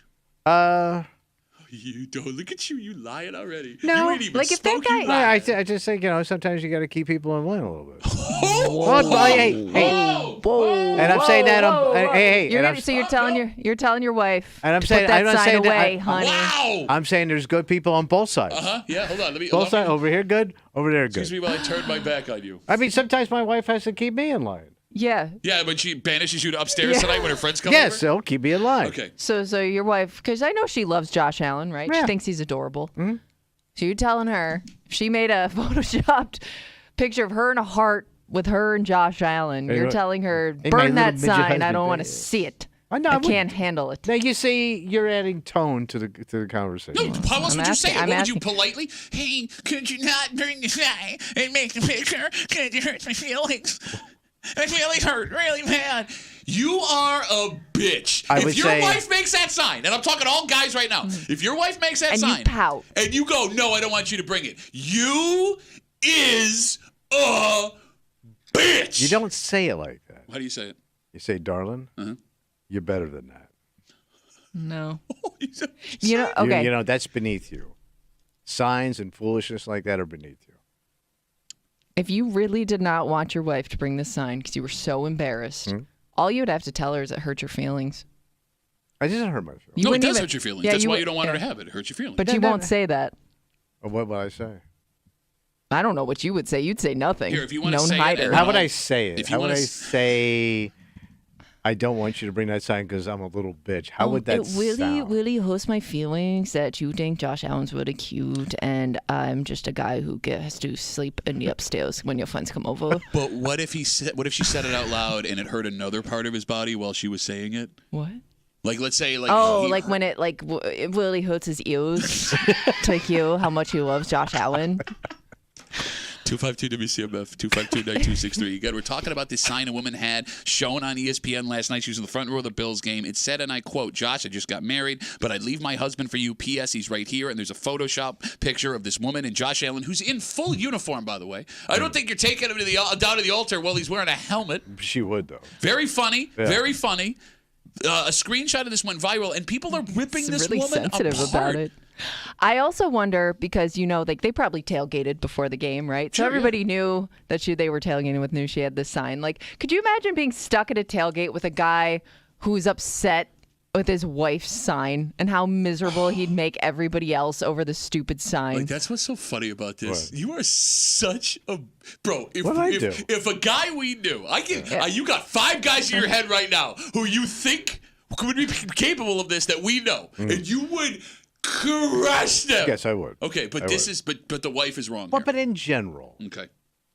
I also find it very funny. And you're also not into prop comedy. Yeah, you didn't bring anything on stage. No props, no jokes, no talent. I also find it funny, like as you're sitting here, like, don't make the sign. It's not cool to your wife. It's beneath you. That you believe that if your wife had the opportunity to leave you for Josh Allen, she would say no. Of course. Yeah, I'm in paradise. And again, I say What's this. That kid gonna give you? I say this to every man listening. If you believe in your heart of hearts that if your wife legitimately had Josh Allen come to her windowsill, throw stones, tell her he loves her, and that he wants to take her away. They would be tight spirals. What percentage of married women in Western New York right now would say no? I hope all the ladies listening are committed to the relationship. Look, I know. And don't take the eye candy. I know, Kimmy. Take the sour balls. I know. We'll wash him, and it won't be that big of a problem. I know, Kimmy, you love your husband. I would not blame you if Josh Allen fell in love with Kimmy, legitimately said, leave your husband for me, and she had to at least think about it. I would not even blame Kimmy for that. Wait, what? My argument is, I find Josh Allen. You wouldn't judge me for leaving my husband for Josh Allen? No, would you be tempted to leave your husband for Josh Allen? If Josh Allen magically fell in love with me? Yeah, no, we know there's a lot of leaps that have to be taken here. I mean, that's a change in lifestyle for sure. Thank you. No, but that's not an answer. Would you think about it? There would be a pros and cons list made. That's not an answer. I think that's fair. That means I think about it. Yeah, all right, so you'd be tempted. Yeah. Okay. Yeah. Didn't have to make the air sound. 252 WCMF 2529263. Let's get a lady's point of view other than Kimmy here. All right, Nicole's on CMF. Hey, Nicole, how are you? I'm good. How are you, Darcy? Oh, where do you think this one's going? Well, why don't we find out? Oh, okay. So here's my thought on the sign. First of all, I think it's hilarious. I saw the sign and I laughed. Loved the Photoshop picture. But here's the thing. I feel like if the roles were reversed, let's say a concert, like a Beyonce, whatever, and the guy is holding up a sign that says the same thing, that he would leave his wife and I'm in love with you, like that, he's a jerk. No, like, Nicole is right. It doesn't hit the same. Yes, the only controversy here is the hypocrisy. So we'll do it like this. We'll do it sports just to keep it all even. Let's say I went to the Olympics in London and I went to the gymnastics floor routine and Simone Biles is out there. And I got a big sign that says, Simone, I've been married to my wife for 14 years, but I'd leave you for her. P.S. She's right here. I agree, Nicole. It comes off as creepy. Yes, it does. Creepy, but that's a double standard. It is. Jerk, terrible. Yes, it is absolutely a double standard, and that is not fair. However, it doesn't make this woman a bad woman. It's a hypocrisy. No, not at all. No, not at all. And let's face it, you're absolutely right. Everybody upstate New York, you like the Bills, you love Josh. Like, that's just how it is. All right, Nicole, you married? Yes. We are an honest show here. We're an honest show. How long you been married for? Almost 25 years. You love your husband? Of course. Okay. Most of the time. Okay. Now, Nicole, what do you do for a living? I just got to paint the scene here for everybody listening. What do you do? I'm an advisor for a program at MCC. Okay, so Josh Allen, he's going to go back to community college. He wants to, further his education. Yeah. A lot of these guys do that. Sure. And he's walking around MCC, and you catch his eye, Nicole, and he goes, damn. And he walks up to you and he goes, listen, I don't know what happened. I've been smitten. Nicole, it might be your voice, it might be your ass. I can't tell. But I think I love you, and I want to take you out. Let's just come out with me one time. Right. I see that ring on your finger, but just give me an opportunity to take you out and wine you and dine you and convince you. One date with Josh Allen. Exactly. And we don't know where it's going to go, Nicole. I know where it's going. Would you go on that date with Josh Allen? I would definitely go on that date with Josh Allen. Would anything happen? A date's a date. We're not saying anything happens. Oh, you're totally hooking up with Josh Allen, Nicole. You're totally hooking up with him. That's so funny. And listen, I feel like we would definitely have to have a conversation of how we ended up at MCC. Like, that'd be a sad road for Josh Allen. That's a way to hold up the place of your employment, Nicole. Great call. Thanks for the call, Nicole. Have a good rest of the day. You guys have a good one. Go Bills. Go Bills. Oh, she's doing it. Oh, yeah. I feel like this sign might turn Josh Allen into a villain to husbands of Western New York. He didn't do a damn thing. No, he didn't. Well, look, I know. Now you're trying to blame that woman for turning him into a villain. Well, she puts a little stain on the kid. No, he would do that to her. Oh, went that far, huh? Oh! But do guys love Josh Allen so much that they don't care? Like, they would offer their wives up almost like a virgin love. into the volcano. Okay, I think that is a little extreme. Let me put it this way. Like, let's say he got to meet Josh Allen because his wife was going on a date with Josh Allen. I don't know. I think that's the wrong way to put it. All right, Okay. let me do. Would I let my wife sit topless on our couch with Josh Allen if I could get an autograph? Oh, I would do that. No, I think the debate is. I'm kidding. I think the debate is this. What a weird picture to paint. But it is painting. No, there's also somebody painting it while it's happening. Josh hired that. If my wife were to leave me for Josh Allen, I think I love Josh Allen so much. Yeah. I would be sad and I would be upset. Can I come too? No, I don't want to come. I don't want to be a part of it. I think I would still cheer for the Bills, even if he was a quarterback of the Bills. That's a fan. Because I kind of, it's not even a fan thing. I get it. Like, if my wife leaves me for just some schmo, she's like me standing in a coffee line, like, hey, what? Well, that hurts, sure. But, like, forget Josh Allen. Like any other NFL superstar, I can't offer that. How do I compete with that? But then your kids would be sucked into that lifestyle. Yeah. You have to deal with all of that. Your kids start calling Josh Allen dad. I'm not saying it's not complicated. All I'm saying is it's not the same as your wife leaving you for just some dude. Okay, well, it is an upgrade. It makes logical sense. I would not be happy. I would be devastated. I don't think I'd wear his jersey again. But I don't think I'd stop watching the games. So we figured out you can't blame your wife for going top shelf. Yeah. Is that fair? Right. Would you blame your wife for leaving you for Josh Allen? I couldn't explain it, so yeah. Okay. I've got to assume that in the history of the Buffalo Bills, there have been men who have had girlfriends leave them for Bills players. Oh, whether or not it lasted. We might know a couple. Oh, yeah. Are those guys? Those guys had to stay Bills fans, right? Well, players don't last forever. Yeah. I mean, it would suck if like that guy that. But like that number, that person De Beers will always remind you when you're topless on your couch. De Beers. Here's what would suck: if like that player who your girlfriend left you for becomes like a legend of the right, franchise, that's right? what I mean. Like if you get left for Bruce Smith or Andre Reed or Josh Allen, which may have happened. You're right. You're right. Yeah. That sucks because their name is like staring at you on the wall. But other than that, hey, go. You hooked up with Peerless Price, whatever. We're still Bills fans. All right. So if you ever go to the game with your mom and she won't look up at that Ring of Honor for some reason. Wait. You may have some questions. My mom knobbed Joe DeLamelure? Say that with a mouthful, and she did. Let's take a break. This guy maybe would have gotten away with this crime if it weren't for these meddling kids. No. He's somehow the victim of a crime while allegedly committing a crime. Wow. And that's what got him busted, Man. it seems, for the first crime. Oh. And we'll get into the story next here in the break room on CMF.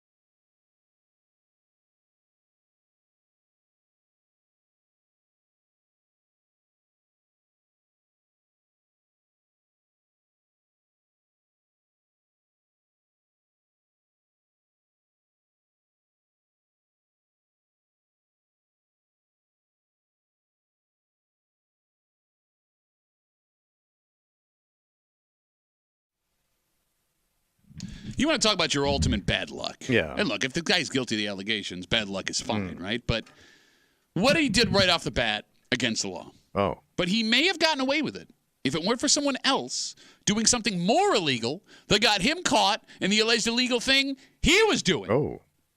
You're hanging out in the break room. Rochester's Classic Rock 96.5 WCMF. All right, here's what's going on here. Yeah. Normally Tuesdays for Where They Whinin', but because it is a special postgame Tuesday, we have to move Where They Whinin'. We're going to have Dan Fates from 13 Wham in to recap this Bills game in just a little while. Normally we do Where They Whinin' on Wednesday along with Hate Mail of the Week, but when we do that, we found it is just too chaotic. Yeah. A lot of things happen. You spread it out. You got it. So this week, Where They Whinin' will happen on a very special Thursday. Ooh, that's a big spread. Yes, you got it. So mark it in your calendars. Come on back Thursday, 9 o'clock. Thursday, 9 o'clock, Where They Whinin' here in the break room on CMF. Tommy? Yeah. This story starts in Perry, but we're going to be bouncing all over the place. No. Authorities say earlier this month, a 63-year-old man took his neighbor's vehicle without permission. 63? Yes, he did. And again, he's being charged with taking a vehicle without permission. We've talked about this on the show before. We know it sounds strange that he's not charged with stealing. Right. But it was explained to us that there's a difference between stealing a car and taking a car without permission. And not getting written permission. The 63-year-old man from Perry who took the car decided he was going to take a trip to the big city. Which big city are we talking? Well, he drove the car to Rochester without the permission or the knowledge of the person who owned it. And here's the thing, Tom. What was he doing down there in Rochester in the big city? We don't know. We don't okay. know. All right. And at this point in the story, it's very possible, if the allegations are true, this man could have still gotten away with what he did. He could have just brought the car back, put it where it was. Nobody would have known. So what did he do? All he had to do was get the car back to Perry. That's all he had to do. And that became a major problem. What happened? Well, the car he took without permission was stolen in the city of Rochester. Oh. Wait, it got ripped? Oh, no. So he was in a... okay. So we don't know what he was doing here? No, we have no I idea. have a really good idea, but I don't want to say I'm speculating. Hey, maybe he wanted to see if Midtown Plaza Or was still you open. buy some Bibles. Hey, whatever. Okay. But it is the ultimate irony. Oh, yeah. Right? Yeah. You could have gotten away with it. My God. But someone doing something more illegal got him busted. But wait a minute, man, because he could have. I guess he knew. I guess he knew he did grab it. Yeah. Well, no, so that's the thing. We don't know when a person who owned the car was Figured aware it out. that he took the car. Yeah. So I'm with you. Because he could have. I don't know what you're talking about. Exactly. I guess unless he may have been caught on like a ring cam or something like that.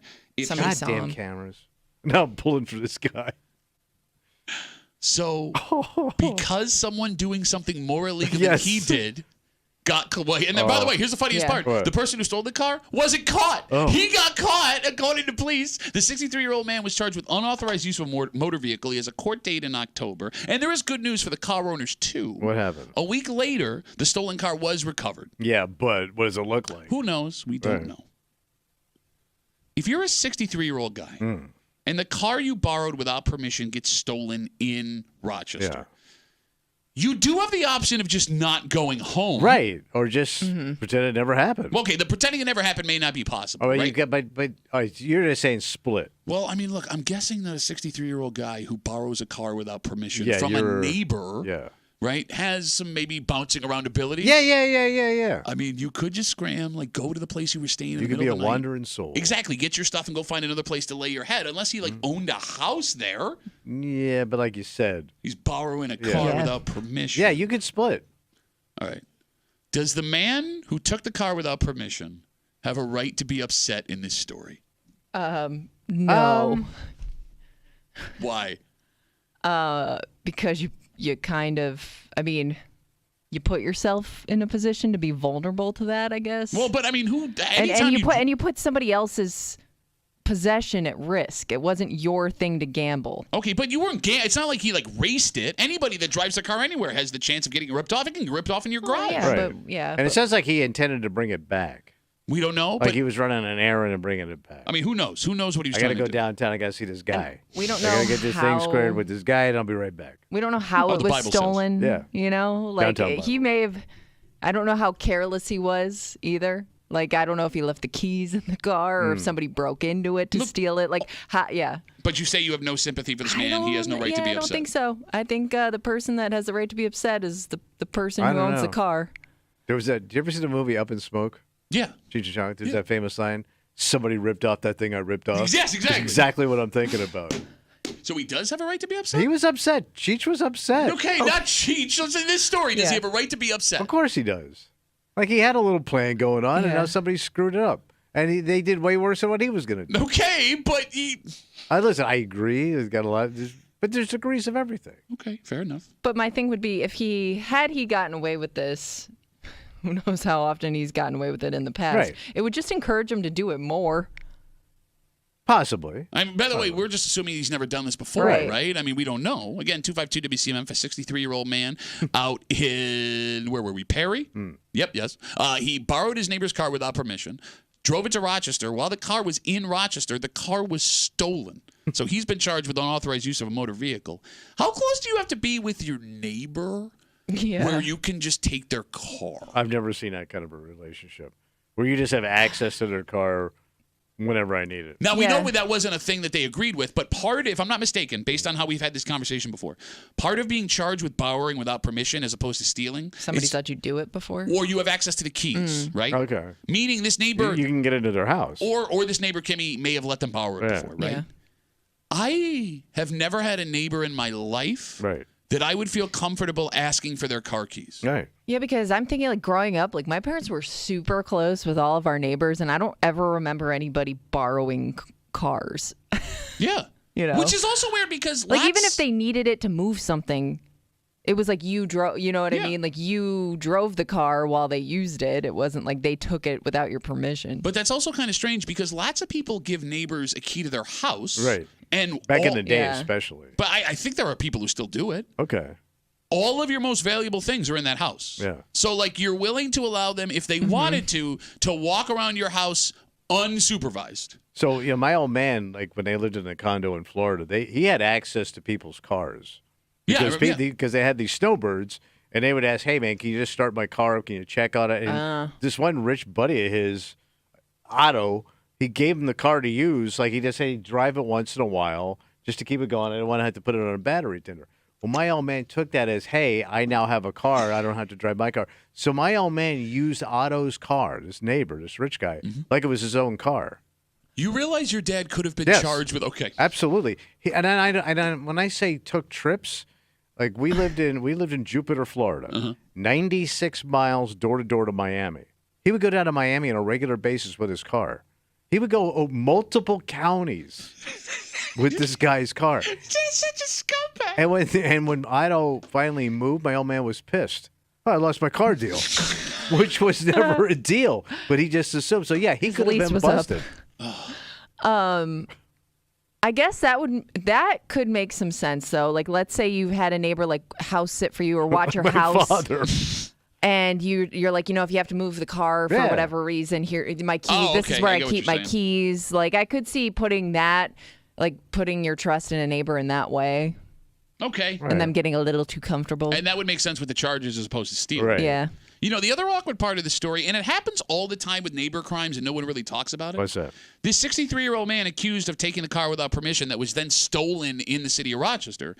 He still has to live next door to the people with the car. Yeah, that could possibly be. Because, like, when these crimes happen, when there's neighbor issues, you can't force there's no escape. Yeah, the suspect to move. No. So, assuming this 63-year-old guy isn't going to move, there are going to be awkward interactions. Some tension. Right? Some neighborhood tension. Now, let me ask you this question. All right. Let's say this happened with you. All right. Right? Your neighbor takes your car without permission, drives it, the car gets stolen. Right. Comes to you a couple days later and goes, listen, Tommy, I'm really sorry. I don't know what I was thinking. I made a mistake. And I you don't have to forgive me now. I understand that you're upset. I just hope one day, things can be just decent. Yeah. Could you find it in your heart to forgive that man eventually? I think so. Really? Yeah. I mean, listen, man, you and I have been pretty low. And we have some very low friends. Yeah, but... And I think I could understand it. My wife, the other hand, not so much, buddy. She ain't playing. I don't know if you would still be playing at this point in your life, though. No, I mean, the guy, look, I'm not going to... Like, I get, like, I'm not back gonna in the hate day. the guy. But, like, let's say somebody your age, like, you've known this person your whole life, and wouldn't you kind of feel like, hey, man, it's time to get your stuff together now? Oh, absolutely. Yeah. But still, I mean, Bro, like you say we've been on the balls of our ass, and we have, bad, you and I. Like, I drove around with 24 breakfast sandwiches that I stole from a Hampton Inn in a cooler for a week. That's all I ate. Yeah. But, like, as low as I've been, I've never even considered taking a car. But it also was never available to me. Oh, really? You didn't have options of just grabbing your buddy's keys and screwing? You did. You never thought about it. That's my point. All right. Yeah, like I would almost think because you've been in those positions and you didn't take it that far, that may make you less likely to have sympathy for somebody. Okay, no, I get it. I mean? Like, I don't want to deal with that. Like, the car is. If I got the car back and everything's cool. Okay. But, you know. Oh, look, it's very Maybe open. some people in my house have a different opinion. I can respect it. It's very open-minded of you. I like to think I'm open-minded enough to embrace a piece of crap. You get upset when somebody takes your parking space. Okay, but those people are different. Those privileged, I'm just pointing them out. entitled millennials. The person Sandy? that's not a millennial. Oh, number one. Sandy, the entitled millennial. Oh, yeah. Yeah. What? Okay, nothing. Let's Is take she a a break. millennial? Let's take a break. No, I don't think so. I've already gone too far. Have you? Before we get to recapping this game with Dan Fates, and there's two things I want to ask him right up front. Okay. Dan Fates from 13 Wham at the game last night. One, we got to ask him if he'd be upset if his wife left him for Josh Allen after that discussion. And two, I do want to bring up your theory about why the Bills are winning despite logic, because it is an interesting theory. It makes sense. But you don't want to hear it. Well, look, it's not good for the team. If you're right, it's not good for the Bills. But before we get there, there's a belief, and you've said this before, that everyone's out of original ideas for entertainment. It seems like it's a lot of retread. Okay. This is proof of that. Oh, God, will they bring it back? Well, look. Is this something that doesn't need to come back? Well, look, it would be weird if they rebooted this show. It's one of the greatest sitcoms. Or, excuse me, let me try this again. One of the most popular sitcoms in American history. All right. To this day, it still leads in ratings on streaming services. But it's not even that. It's a show circling around a show. Oh. I'll explain everything next here at the break room on CMF.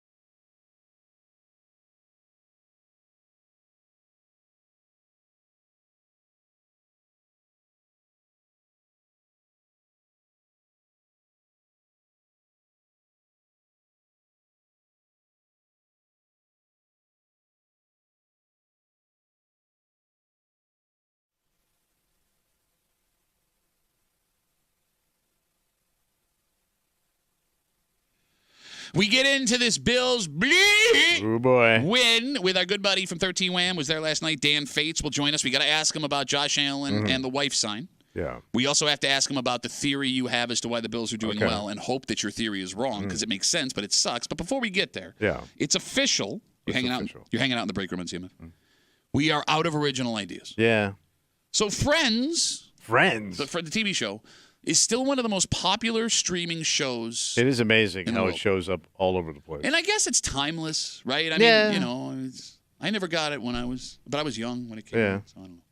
But anything that has to do with Friends, monster success. Yeah, there's a few sitcoms that just have amazing hang time. So now you can't do a reboot because, you know, Matthew Perry passed away a few months ago, right? And even before, a couple of years ago, they did what we thought was going to be a reboot. Just turned out to be a reunion. It was like a Q&A show. Yeah. And that did monster numbers. Right. So anything that has Friends in the title does well, which is why it seems HBO Max is now developing a game show called Fast Friends.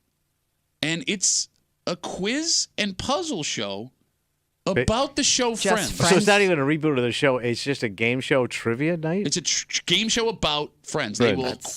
So I'm going to read you a quote. Okay. It'll have fans doing puzzles and games and answering trivia questions on set from the show, like Central Perk and the characters' apartments about Friends. And you're going to watch this. And it's in celebration of the 30th anniversary of Friends premiering. So this isn't going to be a long-time game show. Who knows? Because I guess I could see you doing a game show like this if every season it was like a different cult favorite. You know what I mean? Okay. Like they did, you know, a whole... But it's just trivia. Yeah. Yeah. It's people like are going Jeopardy. to watch it. Yeah. About one specific show. Yeah. So, like, Kimmy, to your point, like you do a Golden Girls season, a Friends season. You could do Friends, Office, Seinfeld, All yeah. in the Family. Gotcha. Those, I mean, okay, that makes sense. But then, like, you could lose your entire audience for one season when you switch to a show. Yeah, that's you know true. what I'm saying? Yeah. Yeah, this is pretty horrible. Well, I don't understand the idea. I don't either. And It's a bar game. It's something you would go to a bar and do. Wait, but people would go to that. Yeah, I would go to it and drink. But to like plop my ass down on Netflix or HBO and watch something, no. Like to participate in that. Yeah, but maybe you kind of feel like you are if you're watching. Like if you're that big of a fan and you feel like you know all the answers to everything, you know what I mean? Like maybe it's a fun thing for you to do because you feel like you're nailing it. Okay, just from a personal perspective. I love The Simpsons. I think it's the greatest show ever written. Yeah. I can quote it for hours and hours and hours. If they did a season of Simpsons trivia as a game show, I could give it probably an episode and a half before I think I'd get bored. You'd be done. What would be boring about it for you? It's not new. But you could watch reruns of The Simpsons. You're right, but it's well written. The jokes are there. Yeah. Like there's no but jokes. There's a story. Yes, thank you. A story. Like I don't get most game shows to me. I can't watch. I do love. You don't like any like none of the classics. So it's funny. Like sometimes Price I is follow. Right. I feel like that would be your show. So some of those classics show up on Instagram that I watch, but I only like the quips. Like Match Game back in the day with like Paul Lynn, who was such a wise ass. You could just watch all of his sarcastic quips, and they're funny. But to sit through like 30 minutes of everything else to get to that one quip would be boring as hell. I'm with you. And some of the quips are not. They don't even really hold up. They're just dirty beaver jokes. So simple. 252 WCMF. Kimmy has no idea who Paul Lynn is, by the way. You know who Paul Lynn is? No. How they have not made a movie about this man's life. Am I right? Tommy would sign up to watch it. Jog with it, buddy. I mean, he was an alcoholic. Mm-hmm. He was in the closet. Okay. But he kind of played a very flamboyant man. I was going to say, like, when I found out, when you told me that man was not out gay, I thought you were the stupidest man on the planet. He had a friend fall out of an 8-story window at his hotel because they were horsing around in the room. He was in Bewitched. Man, you could nail a ball in trivia. I'm telling you, man. Joe. He just had this amazingly horrible life, and he was a very mean alcoholic. So there's like all kind of arrests and all kind of crazy stuff. I'm in. I'd watch that documentary. He was so funny on Match Game with those setup jokes, and he was just kind of snarky. I'd watch it over the Friends game show, which again was being developed by Max, which was HBO Max. Yeah. By the way, they're also going to have like those crappy, like, people from the character, like but it'll be like D-listers. The side characters. Gunther, the barista. Yeah, You're getting a low-level side friends people. But here's the thing. It's going to be successful, despite the fact that it's stupid, because... I know people that would bulletproof. sign up for this. I mean, not even sign up for it, but like would have that on their watch list. So there have been, Kimmy, you saw this on Instagram. There have been pop-up Friends coffee shops where they turn coffee shops to make it look There's like a Friends museum, at least one. It's right in New York. Yeah. And just recently, again, with the 30th anniversary of the debut of Friends hitting us now, the Central Perk couch just sold for $30,000. Do you think you could sit through one binge session, one season of Friends? No, I didn't. I couldn't either. I didn't like it. But it's not bad. But it wasn't your show, right? I mean, no, it's not for me. I love Seinfeld, but I don't know if I could watch a season of Seinfeld anymore. Really? Like if it was on, which it always is, you couldn't just sit down and binge watch it for a little while? Because there's so much better stuff now. Yeah, it is interesting. Like that goes throughout the history of television. Because you talk about like the Honeymooners, for example. Some people say maybe the greatest sitcom ever written. And same with I Love Lucy. Like that is brilliant. Simple, sharp for everybody, for every sense of humor. And it was brand new when it happened. I can't watch that. No. I can appreciate it. It doesn't entertain me. Mm-hmm. Like most TV. Yeah. Like if you go back, it gets better. Except for The Simpsons. That's always classic and will be great forever. Well, cartoons can get away with so much. I was just being a dick. No, I agree, but I think a cartoon, you get a little leverage. Okay. Let's take a break. Again, we know this is normally where they whine in time. Yeah. Because it is a post-game Tuesday. We got to catch up on what happened yesterday. Tommy threw out a theory that might actually be right as to why the Bills are winning despite every odd against them. Yeah. Also, we have to catch up on whether or not our good buddy Dan Fates from 13 Wham would be upset if his wife left him for Josh Allen, because that was a topic this morning. Right. Where They Whinin' will be moved this week. We normally move it to Wednesday, but with Hate Mail of the Week and Where They Whinin' in the same day, it gets to be too much. Yeah. Thursday, 9 o'clock, this week's edition of Where They Whinin'. Set your phone calendars, 9 o'clock Thursday, Where They Whinin' here. But next, Dan Fates from 13 Wham. If he agrees with your theory, which is, again, not a bad theory logically, I'm going to be upset. Okay. Like devastated. You can make adjustments, man. We'll get into it next here in the break room on 96.5 WCMF.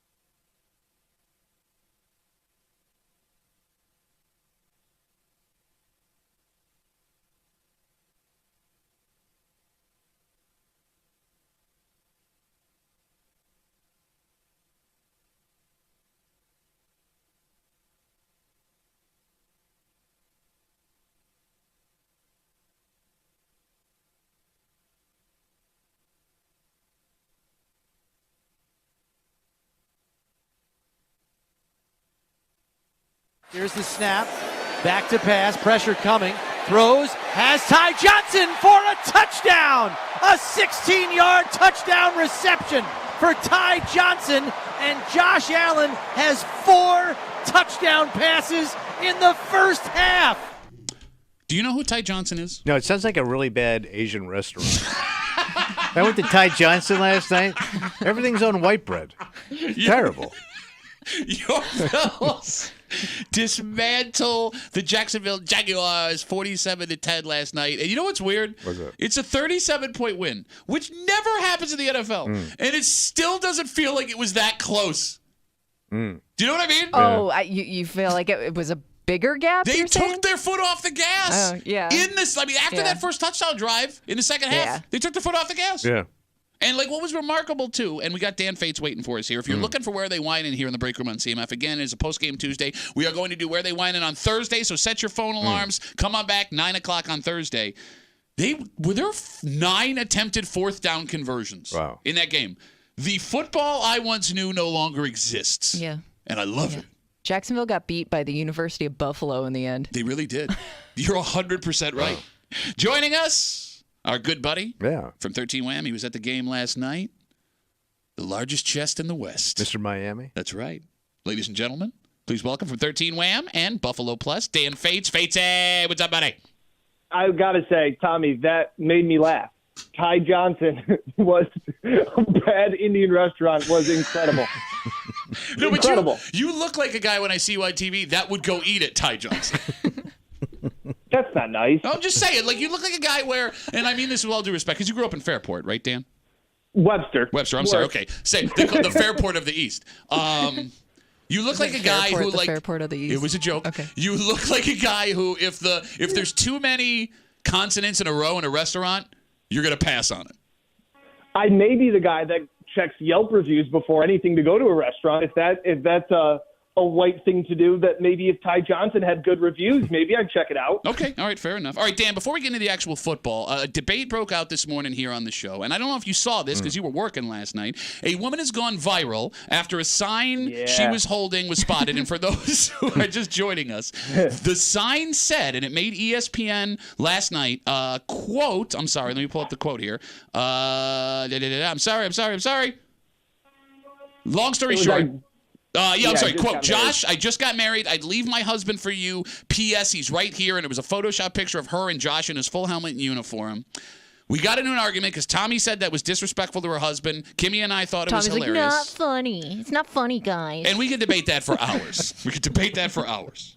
However, the question became, Dan, would you be upset if your wife left you for Josh Allen?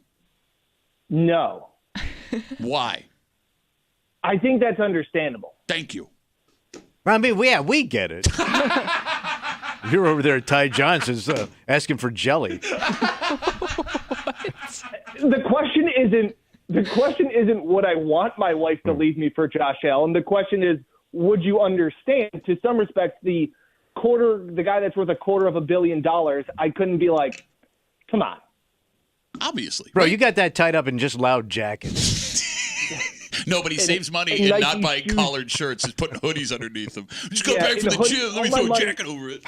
Yeah, Tommy, all my money's tied up in Nike shoes and hoodies. All right, Dan Fates from 13 Wham Buffalo Plus joining us. So this morning we were trying to figure out how, despite all logic, the Bills have done what they've done from the moment they came out of the locker room in halftime against Arizona to the end of the game last night. And Tommy threw out a very interesting theory. Despite the fact that Tommy is normally completely an idiot, he might be right here. And I'd like your take, Dan, on Tommy's theory. Because you don't. So all these new guys, you know nothing about them. They're like third string University of Buffalo. How do you prepare for guys you've never seen play before? So again, going into the season, 5 of the 6, there was only one receiver, Khalil Shakir, who had ever caught a pass in a game from Josh Allen. The defense is all over the place, right? You don't know these guys. So how do you have no game plan? Yeah, I think that's been this everybody eats philosophy, this mantra that they've had. I think that teams have not known how to prepare for a team that doesn't have a true number 1 wide receiver, doesn't really have a true number 2 wide receiver entering the year. I think we were seeing Khalil Shakir turn into a number 1 guy in front of our eyes, but Tommy oh boy, may have a football point here. But that defense, man, how do you explain that defense? The defense is Sean McDermott. I don't think that there's a better coach in the league that can coach up backups. But he's putting schlubs in. Okay, they're not schlubs. They are NFL players. One guy had on house slippers. Yeah, I think Sean McDermott deserves a lot of credit for, and I know that the big talk was losing Poyer and Hyde, and how are you going to replace those guys? Sean McDermott and Bobby Babich were ahead of the curve with this. You know, you hear all this talk about the 2 high safeties. The Bills have run this cover 2 high safeties the second most in the league, which before when they had Hyde and Poyer, Hyde was the deep guy, and he would cover literally the entire width of the field, and Poyer was underneath, and he was the guy that would tackle everybody under, that was in front of Micah. And people were going, well, how can they replace those 2 guys?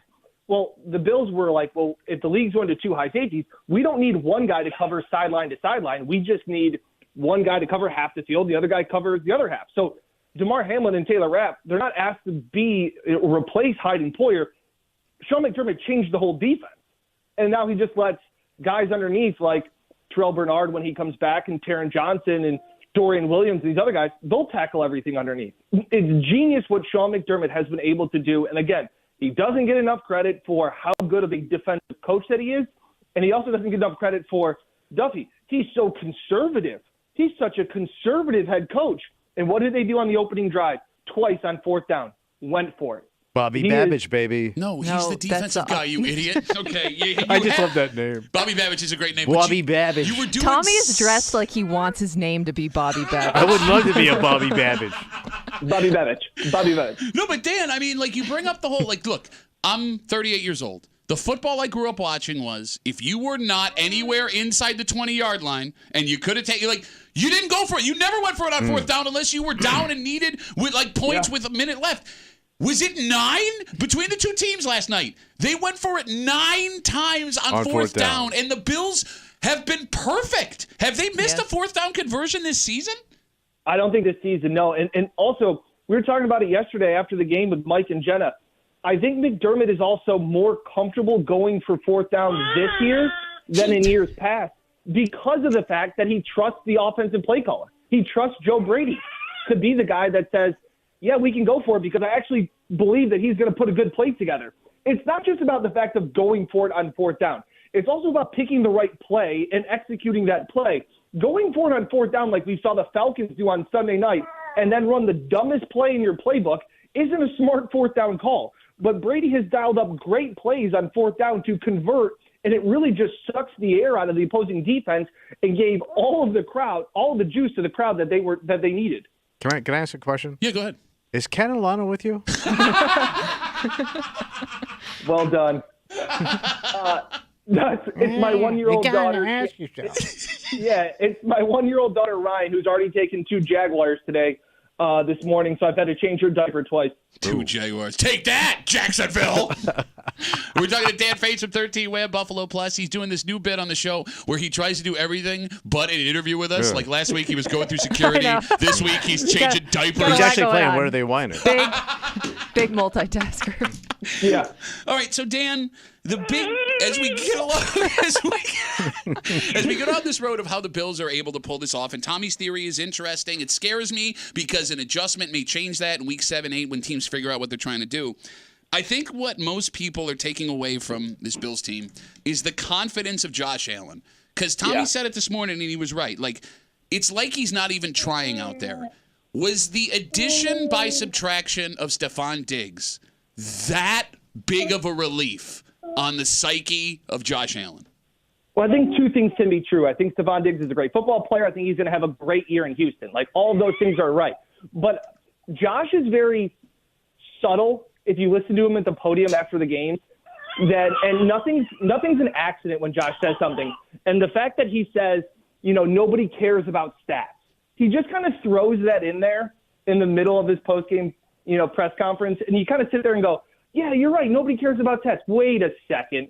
Why is he saying that? And maybe it's the fact of he doesn't feel like he has to force the ball to a number 1 wide receiver, and maybe he just has more faith in the guys that they're all going to do their job and that it's a kumbaya and everybody's going to eat and all of these things. But I still think Stephon Diggs is a great player, but I also think that players can have expiration dates and coaches can have expiration dates. And I think morning show, sure. Yeah. The expiration date for Stephon Diggs, I think it just wore out. I think he brings energy and all these great things, and he is an alpha and all those things. But I think eventually it wears out, and it wore out in Buffalo. So now, again, you listen to little things that Josh says. He also said the press conference talking about facing Baltimore next. And he said, we got two-time MVP Lamar Jackson next week. Like yeah, get him. You know what I'm saying? Like it's that comment of like, well, why did he make a point to say that? It's like, well, because he's never won an MVP, and Lamar's won 2, and did he really deserve 2 of them? Kind of thing. So it's those little jabs of we got 2-time Lamar MVP coming up, and nobody cares about stats on this team. It's like he never said that last year. Why is he saying these things? It's just little crumbs that he drops in these press conferences so subtly. So I think there is a freedom of not feeling, I don't know, without Diggs, with things that felt fresh, I guess is the best way to put it. And I think it's because Stephon Diggs' time in Buffalo just expired. All right, popping back onto the defensive side of the ball, the pass rush has been great the first couple of weeks, right? Greg Rousseau eats the first week, right? Second week, you got a combination of a couple of guys. Ed Oliver plays out of his mind. Yesterday, A.J. Epinesa, for whatever reason, always has the best games of his life against the Jacksonville Jaguars. But one thing that has been consistent, Tommy, it is maybe the most mind-boggling thing of all in a mind-boggling 3 games. Von Miller has a 3-game sack streak to open the season. He woke up. Dan, is Von Miller back? Back. Kind of. I won't say fully yes, because for most of the game yesterday, Pat, I think he got eaten up. And he didn't have a great game, but what he did was have the sack that he's the closer. Like, that's what Brandon Jean said that they hired him for. Bless you, Ryan. Bless you, Ryan. It's the fact of the matter is that's why you signed a guy like Von Miller, to get those sacks in those moments. So even though he didn't have a ton of pressure throughout the game, and it wasn't really a big sack at the time. The Bills were up 27 points. It was a 4th down sack that the celebration that ensued felt like they were going to the AFC Championship game. The entire team ran on the field to celebrate as Von ran down the field. But that is where Von has that. He still has that one-play juice that you need. He had it a few years ago in Kansas City before the ACL where he could chase down Patrick Mahomes. It's those type of plays that you brought Von Miller for. So it's nice to see that it's still there. It may not be there for 50 snaps, but it's there when you need it. And he's the closer that the Bills have always kind of wanted, had, lost, all the allegations, and it's back. Okay, I don't want to end on a negative note here because everything is wonderful. It's hard to be sad or negative after a 37-point primetime football win, right? So what do you got? There was a little detail that came out after the game was over because if you were watching the game, Tommy, you were watching this very intently. You had Keon Coleman over 1/2 a touchdown on your bets yesterday, right? Ryan did not. She was very upset about that. We didn't see Keon Coleman. No, don't be sorry. We had Keon Coleman. He did not play in the entire first quarter, and nobody knew why. We find out after the game that he was late for practice and was held out of the game for the first quarter. Little punishment. Dan, he seems awesome. Yeah. That's not something we should be concerned about with Keon Coleman, right? No, I don't think so. Everything that we've heard is that he student of the game, doesn't act like a rookie. That seems like a rookie mistake. That seems to happen. I also like the fact that, yes, there's a dog outside, Ryan. Yep. Ryan, do you want to take this answer about Keon Coleman? What do you think? But I think the way that he responded and the fact that when he got in, everything was fine. And that this wasn't a pouting thing. This wasn't anything else. And the team also just carried on. Doesn't make me feel like this is a bigger issue that needs to be worrisome. He did his time. He paid his punishment for tardiness. He did his quarter. And I don't think it's any lingering issue. From everything we've seen and heard, he's done all of the right things in the building. It happens. You were punished for the quarter, slap on the wrist, move on. Don't let it happen again. Okay. Now, Tommy, I get the impression based on the way you've been talking that you are very confident looking forward to Baltimore Sunday night. Yes. Okay. Dan, Because Baltimore almost blew that game with Dallas. Yeah, they were way up, and Dallas came way back. You're right. They could be 0-3 right now. And here's the thing, right? They say there's an old boxing saying, styles make fights, right? Yeah. Dan, the last couple of times the Ravens and Bills have gotten together, in fact, every time Lamar Jackson has been the quarterback, they are these epic, insane, crazy games, right? The last one came down to a Jordan Poyer interception. The Bills drive the field for a walk-off field goal. The game before that is the playoffs where Teron Johnson goes for a 106-yard house call, turns the game on its head.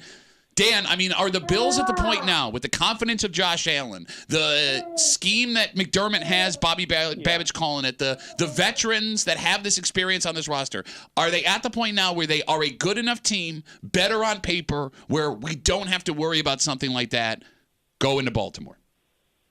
Don't have to worry about it? Like you're that confident? Not that we're confident that they're going to go in and blow out the Ravens, but the idea that you could play down to the competition potentially. No, I'm definitely more confident than that. I think that the Bills have found ways to – this isn't a knock, but, like, when Lamar Jackson throws the ball, it's a win for the defense. I know he's a two-time MVP. And you will hear Chris Collinsworth coming up on Sunday night. There he is right now. Oh. Yeah. You will hear him talk about how Lamar Jackson is a pocket passer. He's not. Lamar Jackson beats you with his legs. He also can throw the ball. But the fact of the matter is that when Matt Milano said we just got to tackle him, that's easier said than done. He's Lamar Jackson. Like, he is as elusive as they come in the NFL. But I do feel confident. Ryan, I am on the phone. Take that, 1-year-old. Yeah. How about you do the interview next time? How about that? The fact is that I think that this scheme, you're right. I feel confident in Babbage. I feel confident in McDermott. They've seen Lamar before. Like, this isn't the first time. And if they can stop Derrick Henry, I think that's going to be the biggest test, is not falling behind, because then they can chew up the clock and run the game out. But I love the way this defense is playing. I love what McDermott and Bobby Babbage are doing. So I do feel confident. The Bills are 2.5-point underdogs heading into Baltimore. I'll say that. Okay. How? They've scored 30 points each game the first 3 games, and they did that having almost no – they got shut out in the first game. I'm not going to get mad. We got a whole week to yell about it. All right, Dan, 13 Wham. You can watch him there. Dan, if I want to find you on social media, where can I get you there? At Dan Fates on X, and then obviously Buffalo Plus. Mike, Jen, and I had a recap post the game yesterday. Duffy, what time did you get home? Fun fact, and you're going to learn this as your kids get older. I did not make the game last night because my 7th grader had a varsity tennis match. Congrats on making varsity. Mm-hmm. Yeah, no, they didn't have a middle school team, so she had no choice. But thank you. I appreciate that. Thank you very much. Hey, you don't have to say that. Like, when you tell people, you're just like, my 7th grader's on varsity. You don't have to clarify. Okay, look, man, you're doing the great dad thing, neglecting your daughter to do this interview, and we appreciate it. But you got a lot to learn about dad life, Fates. And if you got any questions, ask Tommy. He can help you out. Yeah. What time do you get up to do the show? About 2:30. I wasn't home at 2:30. Well, yeah, but you're out partying with your big old chest, high-fiving people, right? Yeah. Up at 6 with this one putting a bunch of Jaguars in her diaper. Take that again, Jacksonville. Dan Fates, great Bills information, subpar jokes, but we love him anyway. Dan Fates, ladies and gentlemen. I appreciate it, and thanks for having Ryan on as well. We'll try and do this better next time. Yeah, no, don't worry about it. No problem. Dan, always a pleasure. Thanks for the call. Take care, guys. All right, there goes Dan Fates and his daughter, Ryan. All right, you feel better now? I don't know. I don't either. I did get anxiety hearing that baby cry again, having been through that as a father. You have flashbacks? Yeah, I'm like, no, I'm sleeping. All right. I don't know. Are you that confident about – why am I asking you? You're an idiot. We'll find out. Baltimore on Sunday. I'm telling you right now, Josh's confidence right now is intimidating. It is. You're not kidding. Like, I've never seen him smile so much. It's in a creepy way sometimes. I'm gonna do this, and you can't stop me. Yeah, like he gets hit, he gets like absolutely destroyed, and he stands up and smiles in their face. It's. You're right. It's a strange confidence going on. He's not rattled anymore. You've been saying a lot of smart football things this morning, and it's bothering me. Don't look off in the distance. Can you just take a compliment and not be a dick? No. Like, the fact that he's wearing a turtleneck under his jacket also just makes you a dick. Like, I can't compliment you. It's very European. Tommy Babbage. Oh, I would love that. You want to be Tommy Babbage? TB. We can call him and see if he's single.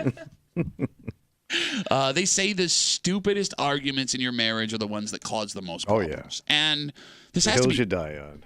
I mean, I think we're going to have an argument in this room right now. Oh.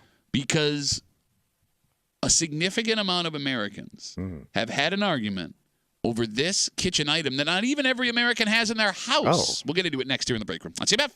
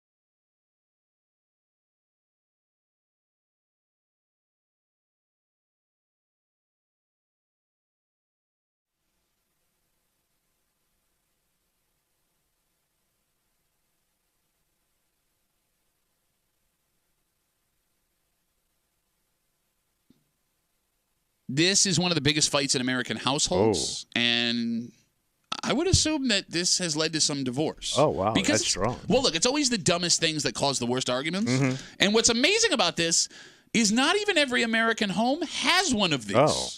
You're hanging out in the break room, Rochester's Classic Rock 96.5. WCMF. You can visit the contest page at WCMF.com right now. Oh, what am I going to get? A pair of tickets to see Tom Segura coming to KeyBank Center September 27th. You can enter to win those, courtesy of Live Nation. Tickets are available right now at Ticketmaster.com.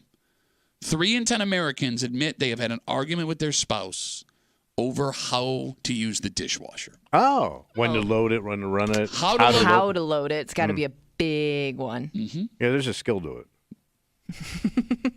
What do you mean there's a skill to it? Well, there's a way to load your dishwasher. Do you wash your dishes before putting them in there, too? I do rinse. Oh, well, no, you have to scrub. You got to get all the food off them. Well, yeah, I get getting the food off. But, like, I know people that, like, full-on wash the dishes before putting, yeah, I'm that guy. They get it all soapy, they wipe it down, and then they put it in the dishwasher. I don't do that, but I rinse it all down. Yeah.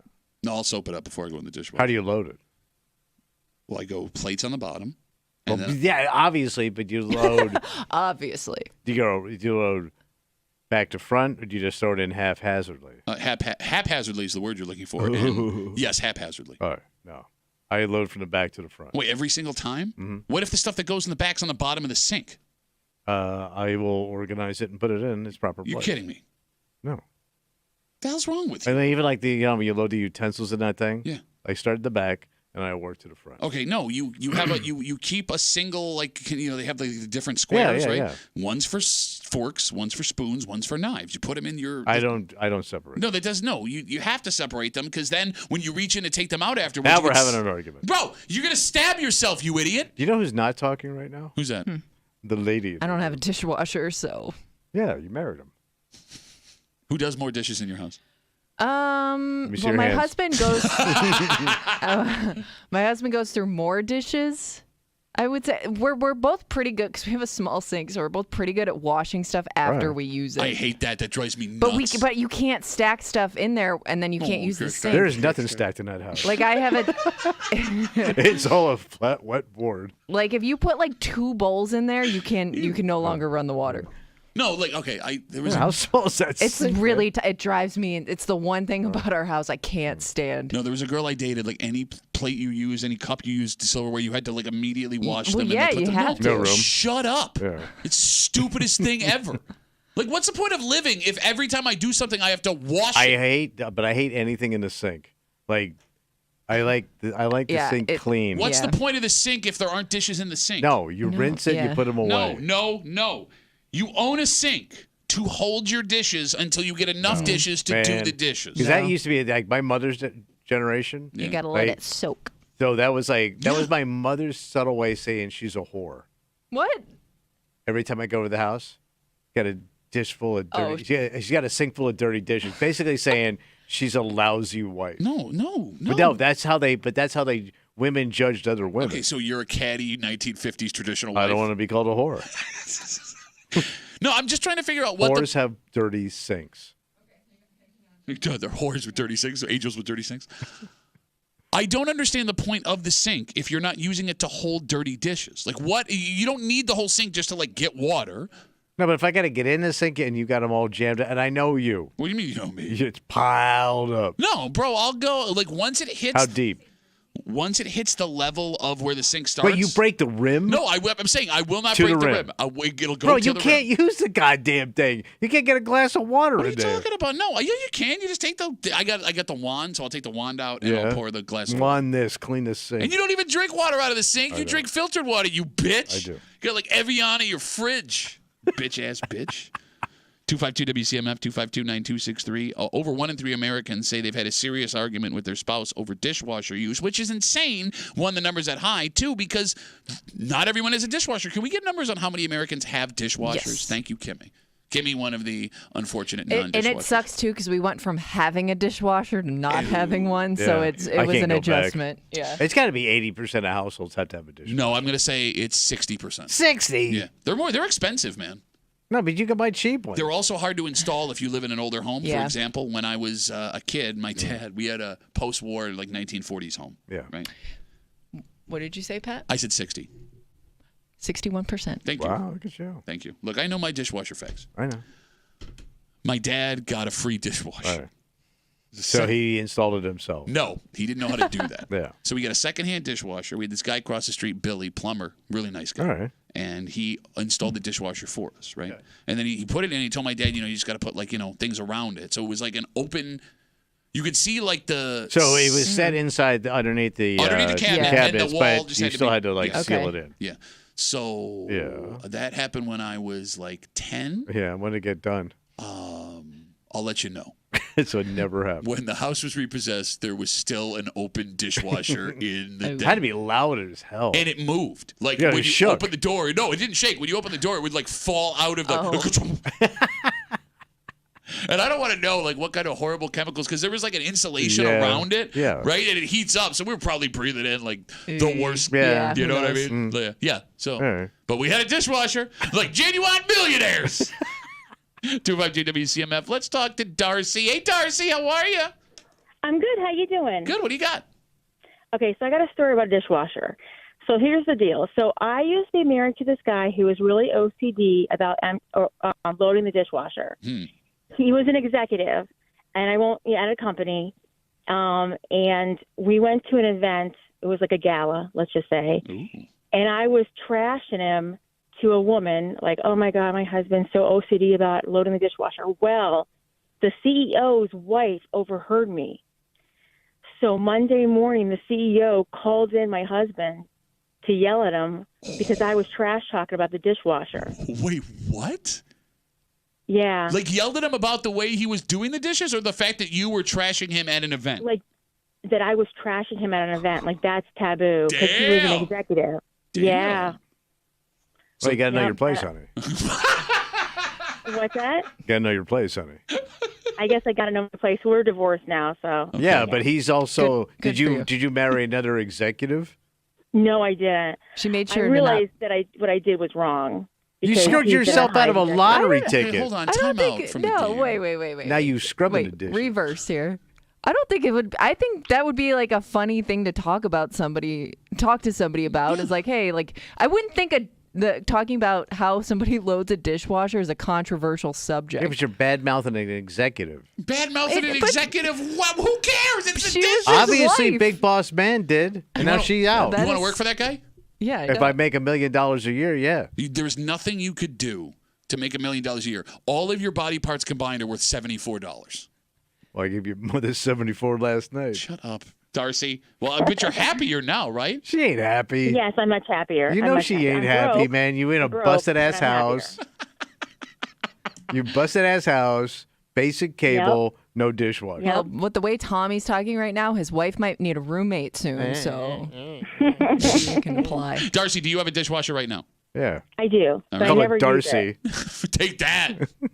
Darcy. Yeah, that's sad. Thank you for the call. I appreciate it. You're welcome. Thank you. There goes Darcy. I gotta hurt Darcy. Yeah, So sassy all of a sudden. Yeah, seriously. Know your place, owner. Know your place, like when I go home to my wife's house. It's my inner Bobby Babbage is coming out. Tommy Babbage. That's the second Darcy that we've had call the show. Wow. Yeah, I thought two we Darcys. were. Look at that. No, but I thought we were out of Darcy's. No. Darcy's one of She those sounded like a weird younger middle Darcy. names. Like it should be gone, but I can see it still being here. It's not Yeah. old enough yet. No, I knew a Darcy. You haven't hit the Blanche era. Are there new Darcys being produced? Maybe. I don't think so. Is there a 24 Darcy? Oh. Like around the corner? It's not a great name. Why? Why? Why you gotta hurt this poor No. woman? I'm sure there's Darcys out there that are great. Anything else you'd like to say about Darcy? It doesn't. I don't have a sexy image when you say Darcy. Do you? I'm trying to think of a sexy. I don't know a There lot of ain't one. Darcys. The only two Darcys I've ever talked to have been on the phone, so I don't know what this Darcy or Darcy from downstate looks like because I can't think of a model named Darcy, a supermodel. Yeah, neither can I. An actress, a porn star.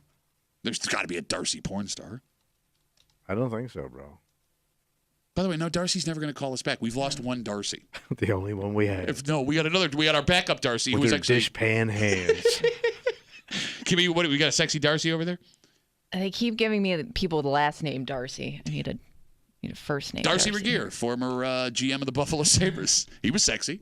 Was he a good-looking man? He was a good-looking man. All right. Yeah, he engineered both of those Cup run teams. Okay. 99 and the one where they lost in the Eastern Conference Finals. We come back, we wrap it up, we tell you what we're doing tomorrow next year in the break room. Let's see that.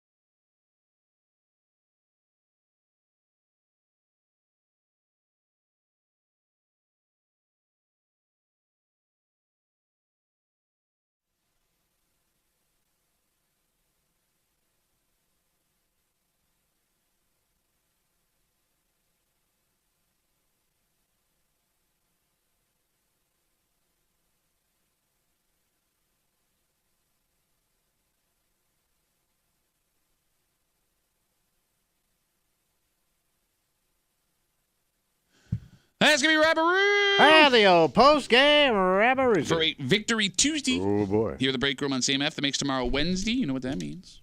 Oh, Wednesday is hate. Yep, Hate Mail of the Week coming at you just after 8 o'clock. We told you a story 2 weeks ago about a man in Canandaigua, a man who works for an apartment complex as a maintenance worker, who was arrested after police say, while helping a woman in her apartment, yeah, he grabbed her ass. Right.